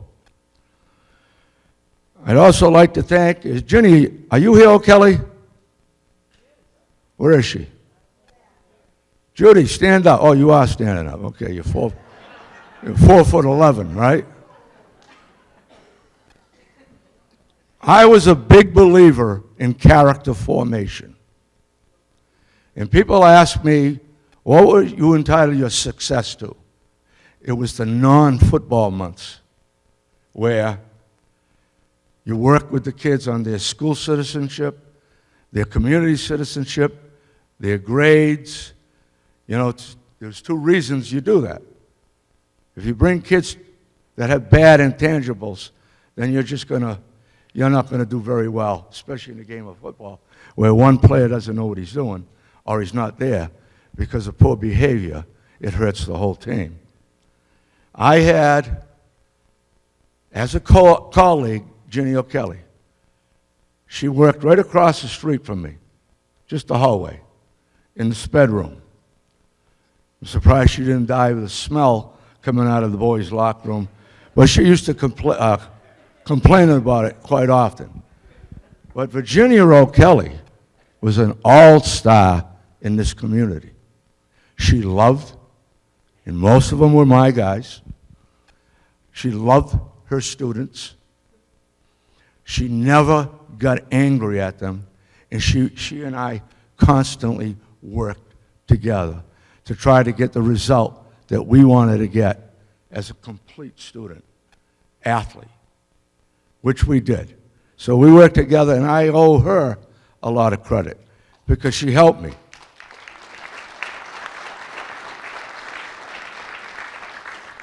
People that helped me coach. I've talked about Al. Al hates me mentioning his name. He's very humble. But I came here as a 21-year-old kid, and he mentored me.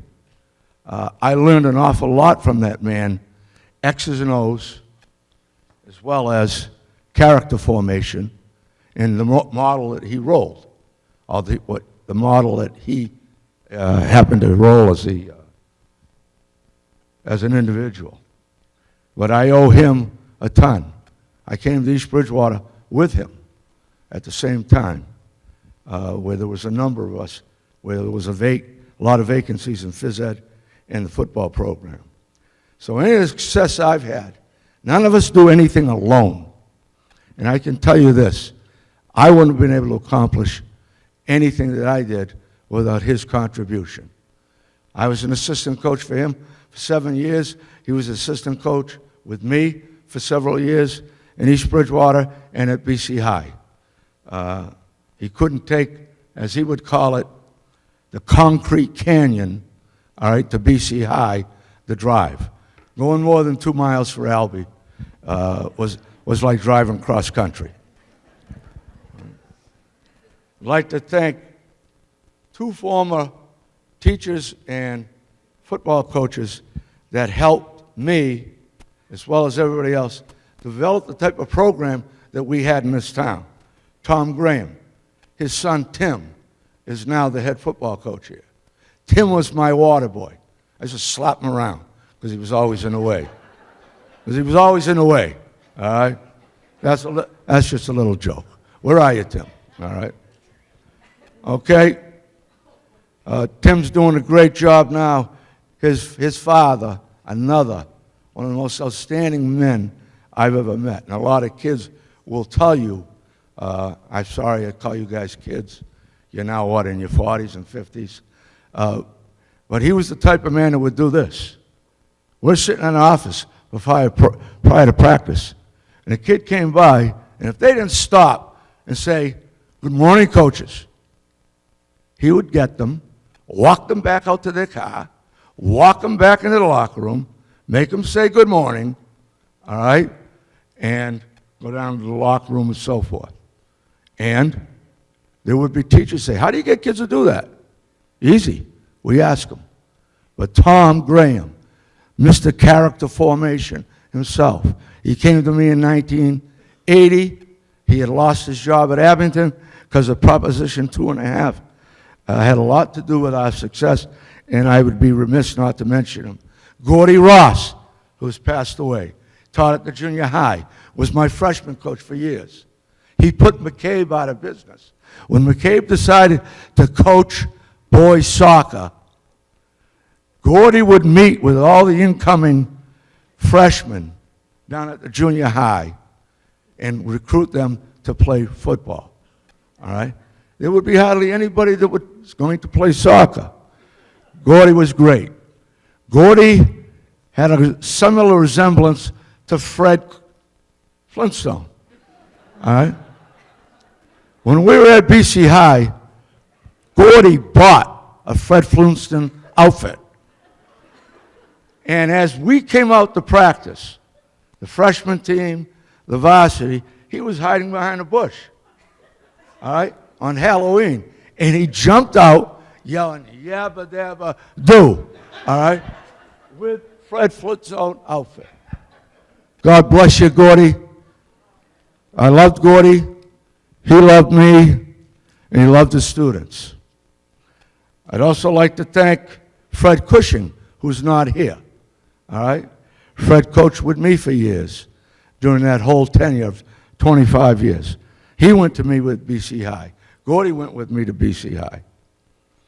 The last people I want to thank are the 5 strong women in my life. I would not be who I am, what I've become, without these 5 women in my life. I never had a dad, all right, and these women all have kept me to be the young man, not the young man, I'm not young anymore, the type of person that I am today. My daughter Caitlin, who teaches at Holliston High School, has provided us with 3 beautiful granddaughters. My daughter Siobhan, who is a leading scorer in the history of Archbishop Williams, boy or girl, with almost 1,700 points. She still has the record at the Eastern Mass Championship game with 37 points. She said a lot about me, and I feel compelled to say a little about her. All right? My daughters were all scholastics in all 3 sports. My wife, I met my wife. She was a captain of the cheerleaders. We were playing our arch rival Thanksgiving Day. Now, you want to believe it, you can believe it. You don't want it? Well, I made a tackle on the sideline. We rolled up half of the cheerleaders. As I was getting up, I noticed her bobby socks. That's what girls wore back then, right? And of course, when the game was over, you know, I went on Google in 1963 to find out where this beautiful creature lived. We have been married for 49 years. All right?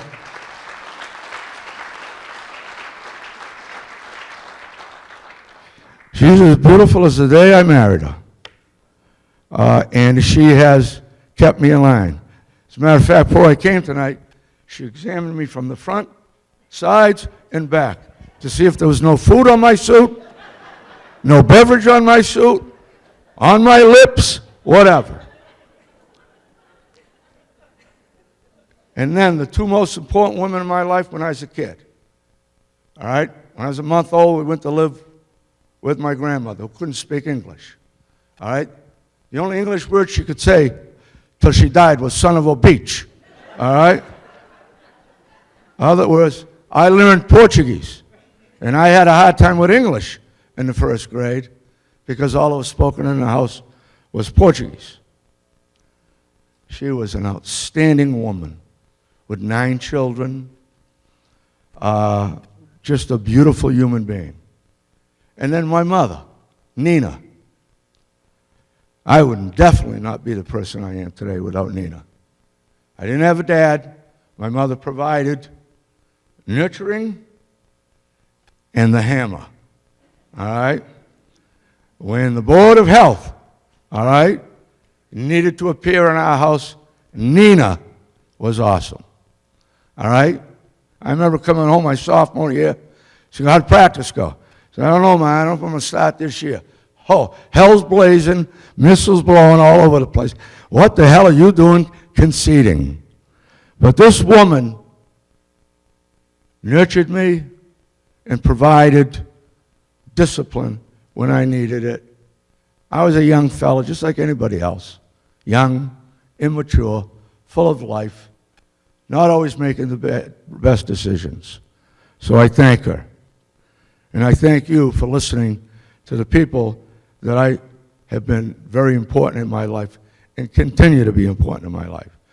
I'm here to introduce 4 athletes. They played track as well as football. They played basketball and baseball. I had the privilege to coach them. The first one is Teddy or Theodore Barbedo, one of the grand families of East Bridgewater, the Barbedos. They had moved here from New York. Nice, beautiful people. Mrs. Barbedo worked in the concession for the football game. She was a tremendous cook. Opposing coaches would tell me when they came to interview, is she's still working in the grill? I said, no, she's hung it up. She's a little older now, and we had Teddy, and Teddy was a graduate of 1979, where Albie was still the head coach, and I was his assistant coach. So he was a graduate of 1980. He currently lives in Bridgewater with his loving wife, Ann. Her maiden name was Ann Doherty, another outstanding family. They've been married 34 and a half years. Isn't that great? The average marriage nowadays is 8 years. They had 2 children, Chelsea and Teo. Ted has worked for the Massachusetts Department of Corrections for the last 32 years and currently holds the rank of lieutenant, working for the Special Operations Division. Ted played basketball, baseball, and football. Ted only played basketball 1 year. Ted was 5'7", 225 pounds. All right? I've never asked him why he gave up basketball. He had 4 fouls in warm-ups and 1 foul within the first 2 minutes. So he decided to give up basketball. Baseball was his first love. From New York, the New York Yankees. We had to listen to that minutia, right? From Ted. Oh yeah, the Yankees are going to kill the Red Sox. Ted was a 4-year starter on the baseball team. He was co-captain his senior year.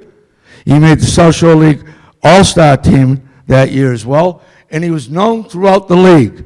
He crowded the plate, had his arms over the plate, and he would not back off. And they would hit him in the bicep, and the other schools would go nuts because he wouldn't get out of the way. He'd get a base on balls especially if we had the bases loaded. But Teddy was an outstanding baseball player.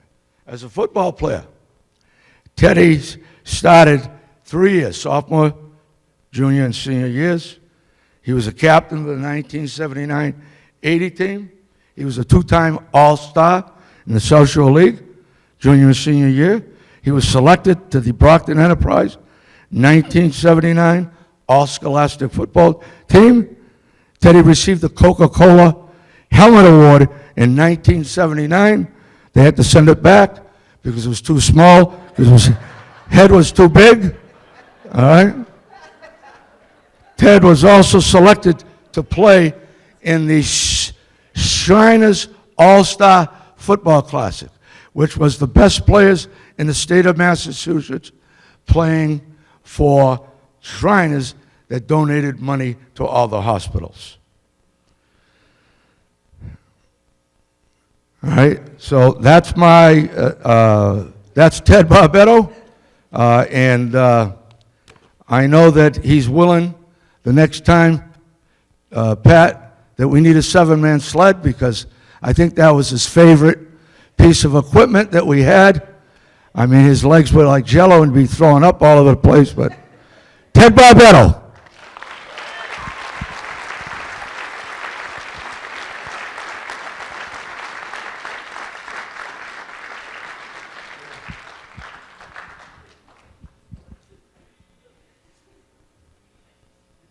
Come on, Theodore, Christ.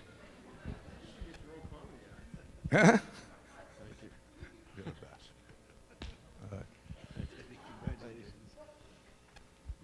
Come on, Theodore, big hug. Thanks. Hey.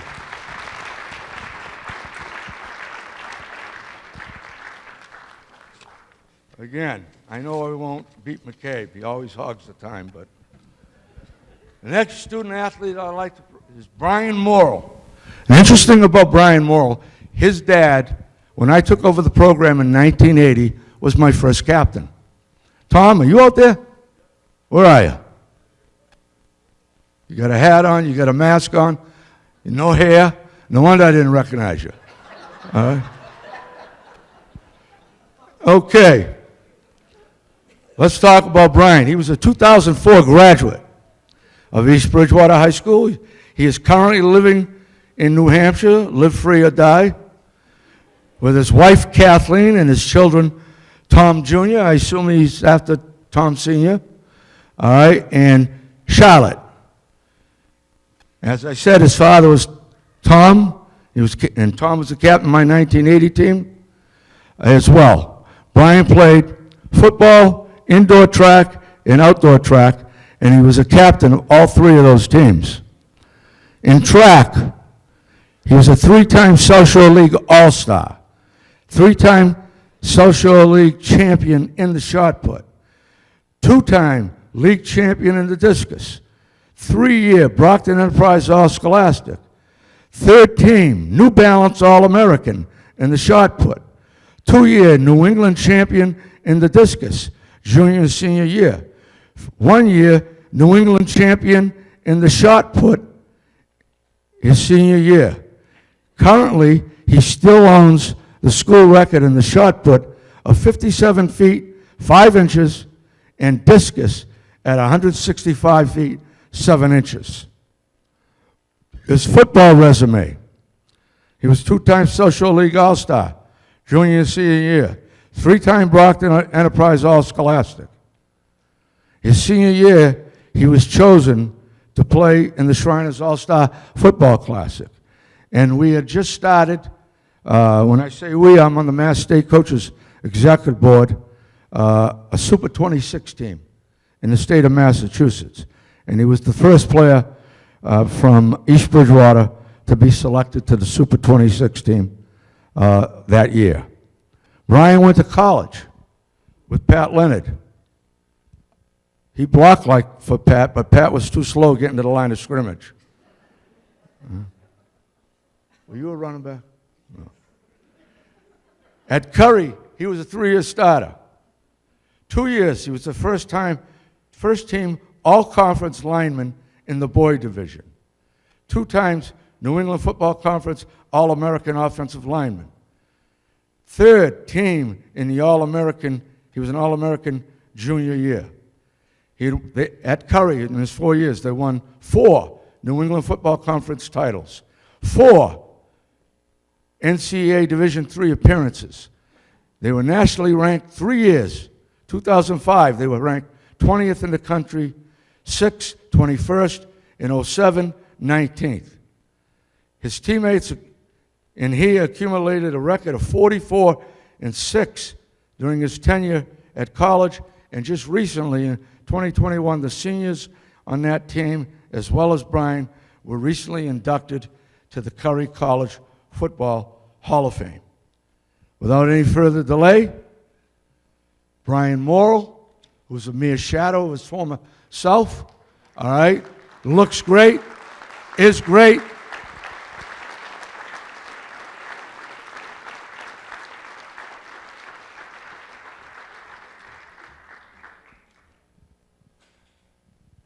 Do you mind if I mention your weight when you played here? He was 320 pounds. Look at him now. Jack LaLanne. You look great. Get over here so I'll kick your ass.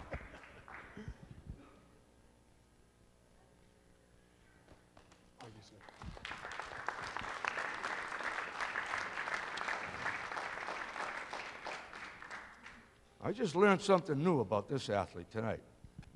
Cunningham? Is there a player in here whose middle name is Cunningham? Would you please stand up? Where are you? You didn't even come up to see me. I let you carry the ball 30 times a game. All right, we're talking about Tyler Mcdonald. God, one of the nicest human beings that I've ever had to coach. And I've had the privilege to coach so many. So fortunate. But anyway, Tyler was a graduate of the class of 1992, 91 football season. I believe Tyler. All right? You live in Bridgewater? Okay? He's married to his wife, Brooke. No? All right. And has a son by the name of Blaze. Why the hell didn't you send him to Spelman? Huh? Okay. While he was in high school, Tyler participated in both track and football. I believe he played 2 years of track. But football, Tyler was elected captain of the football team his senior year. He was a two-time South Shore League All-Star, a two-time Brockton Enterprise All-Scholastic, two-time Boston Globe All-Scholastic, two times Boston Herald All-Scholastic. He was selected to play in the Shriners game that year, in which he was named the MVP of the game, offensively. He was also one of the Massachusetts high school football career leading rushers still, where he amassed 4,269 yards in 2.5 years running the ball. Only because I gave him the ball that much time, but and Mcmanus and Burkett weren't happy, but. And Tyler was also a member of the team's first state championship in football in 1990 when he was a junior. His football career. He attended on a full scholarship the University of Buffalo, which is 1AA football. There's 1A, 1AA, Division II, and Division III. He was also the starting tailback during his freshman year. He then transferred to the University of Northern Arizona, another 1AA program on a full athletic scholarship. He was awarded the prestigious, at the University of Northern Arizona, Gould Axe Award for his outstanding performance in athletics and academics. Take my hat off to you, buddy.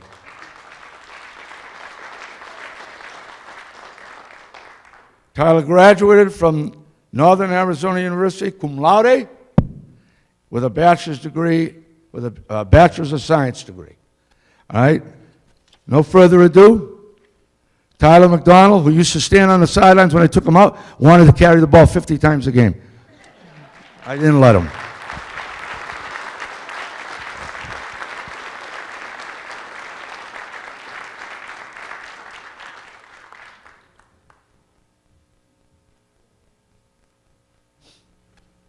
Get over here.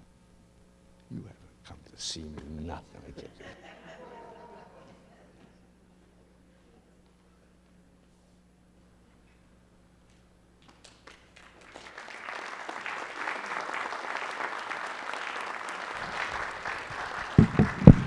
And lastly, he was affectionately known in school, on the football field, as Mick.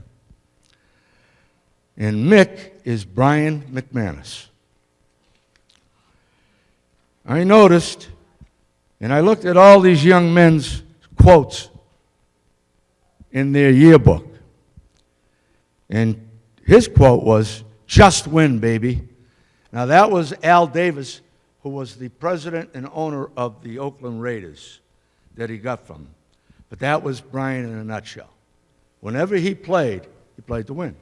All right? I played checkers with him one day. I beat him. He wanted to come over to the table after me. All right? He wanted to play chess. I beat him again. He came over to the table. I knocked him on his tush. So Brian graduated from East Bridgewater, the class of 1991, football season 1990. He was a member of both the Vikings football and basketball teams. In football in high school, Brian played 4 years in the football program. He was elected captain in 1990, Division IV state champion team that he played on. He was named to the two-time South Shore League All-Star his junior, senior years. 3-time Brockton Enterprise Golden Helmet Award recipient. He was selected in 1990 as the WATD South Shore League Player of the Year. He was also selected to play in the Shriners Football Classic that year as well. From East Bridgewater, Brian went to college. Actually, he went to prep school. He attended Bridgeton Academy in 1991, where he played football. He transferred out of there to Dean College in 1992, where he continued to play football and was named captain of the team.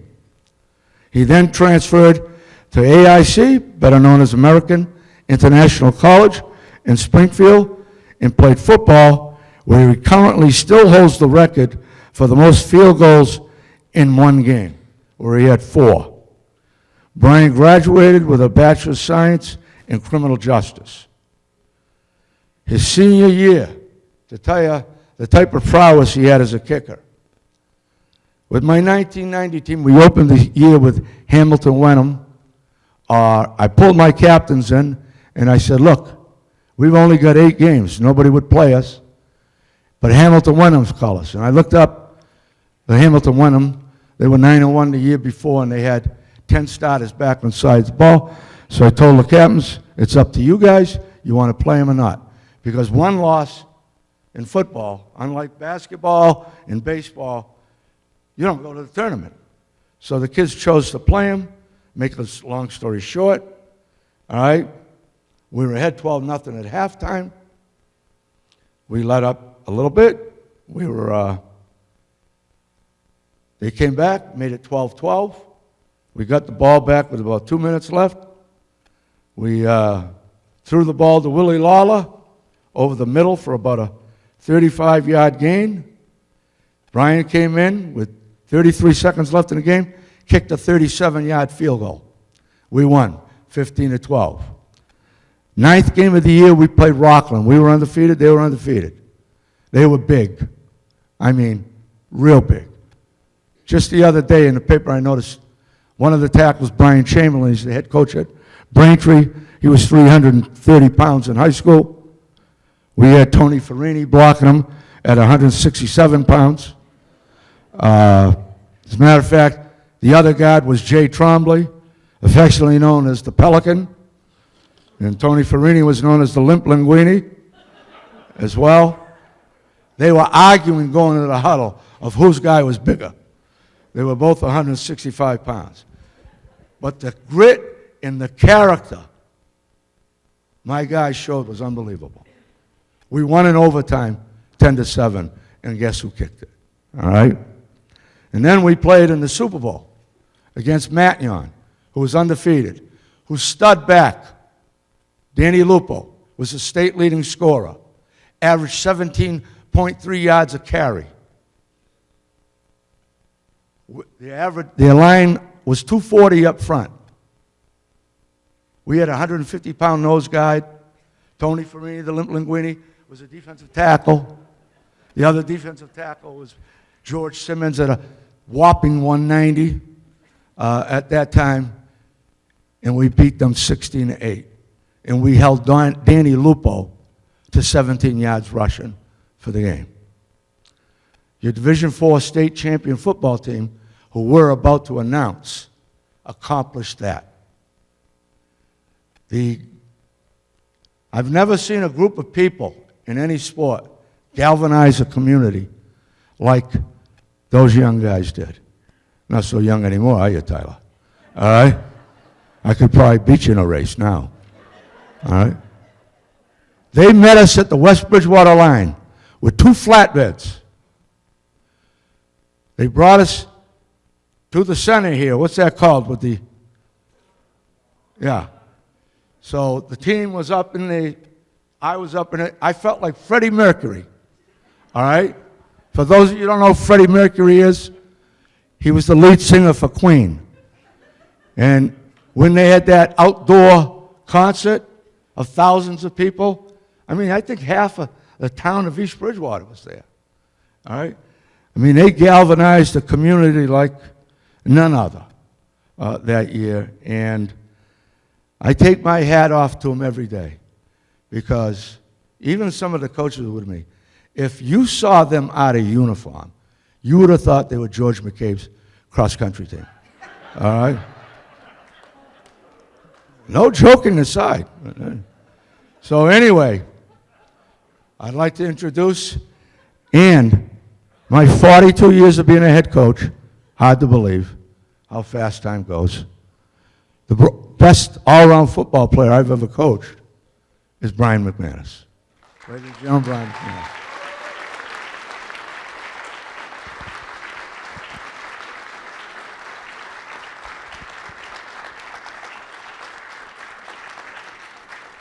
Brian was a wingback for us and a defensive back, but he had a linebacker's mentality, and he would do things sometimes to irritate me. One of the things he would do is he hadn't hit anybody in several minutes.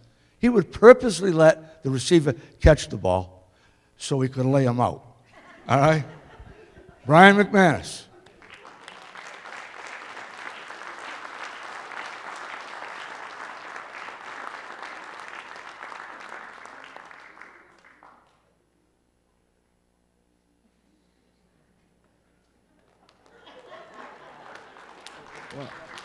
We're doing the team now, right? Oh, I wasn't. I don't know.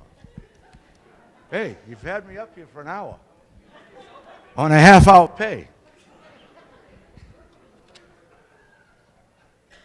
Are we going to do the team? I'm still up? Okay. Unfortunately, there are not many members from the 1990 team here, and mostly what I hear is a lot of them didn't know about it. But I know that Beth Hayes and others did everything they could to put it on all the social network, but they didn't know about it, which is unfortunate. But the young men that were on that team, would you please come up?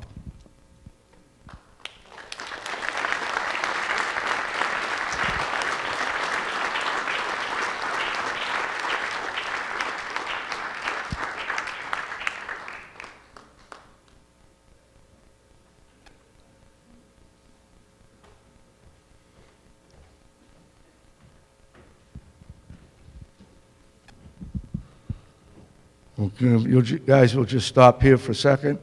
Just a quick summary. Again, we beat Hamilton, won them first game 15-12. Rockland in overtime. One of the best sights I've ever seen, and I still see it in my mind, when the field goal went through, every single Rockland kid on the field was on the ground. All right? Our guys were jumping higher than they'd never jumped.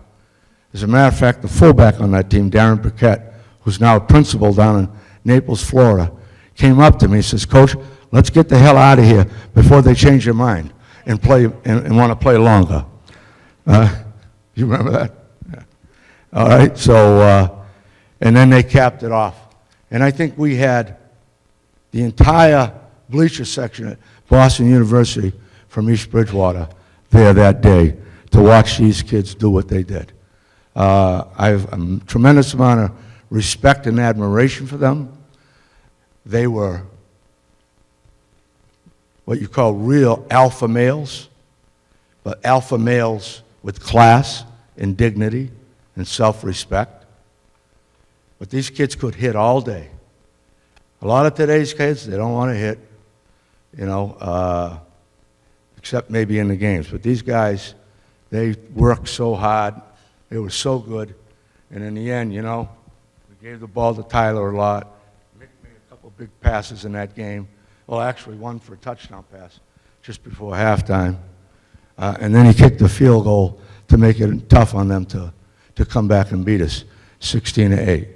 So our starting quarterback was Mark Post. All right, Mark took a lot of abuse from his peers. All right, not from me. What game was it that you came down with the chiropractor? Was it for the Super Bowl? It was Norwell. Well, I got him to a chiropractor down where I live. He really wasn't one, but we told his parents he was. All right. And then again, there's Tyler Cunningham. I didn't know you were Cunningham. All right. Mcdonald, who was our tailback. Willie at 150 pounds, played offensive line for us. Tough as nails. He caught the touchdown pass from Mick at the end of the first half. All right. And then everybody here knows Mick, Ryan Mcmanus. he'd give you that Dirty Harry look in those eyes of his, you know what I mean? Oh, yeah. He tried to give me those hairy eyes, but I used to tell him things about his Irish heritage, all right? And then there's Georgie Simmons, who lives in Carver. Georgie now is good size. He's done a lot of weightlifting, all right? But he was a 190-pound offensive and defensive tackle as well. Great football team, a great group of kids. I'll never forget what they did, and each individual for who they were and what they were, and how respectful they were to me, as well as our coaches. Congratulations.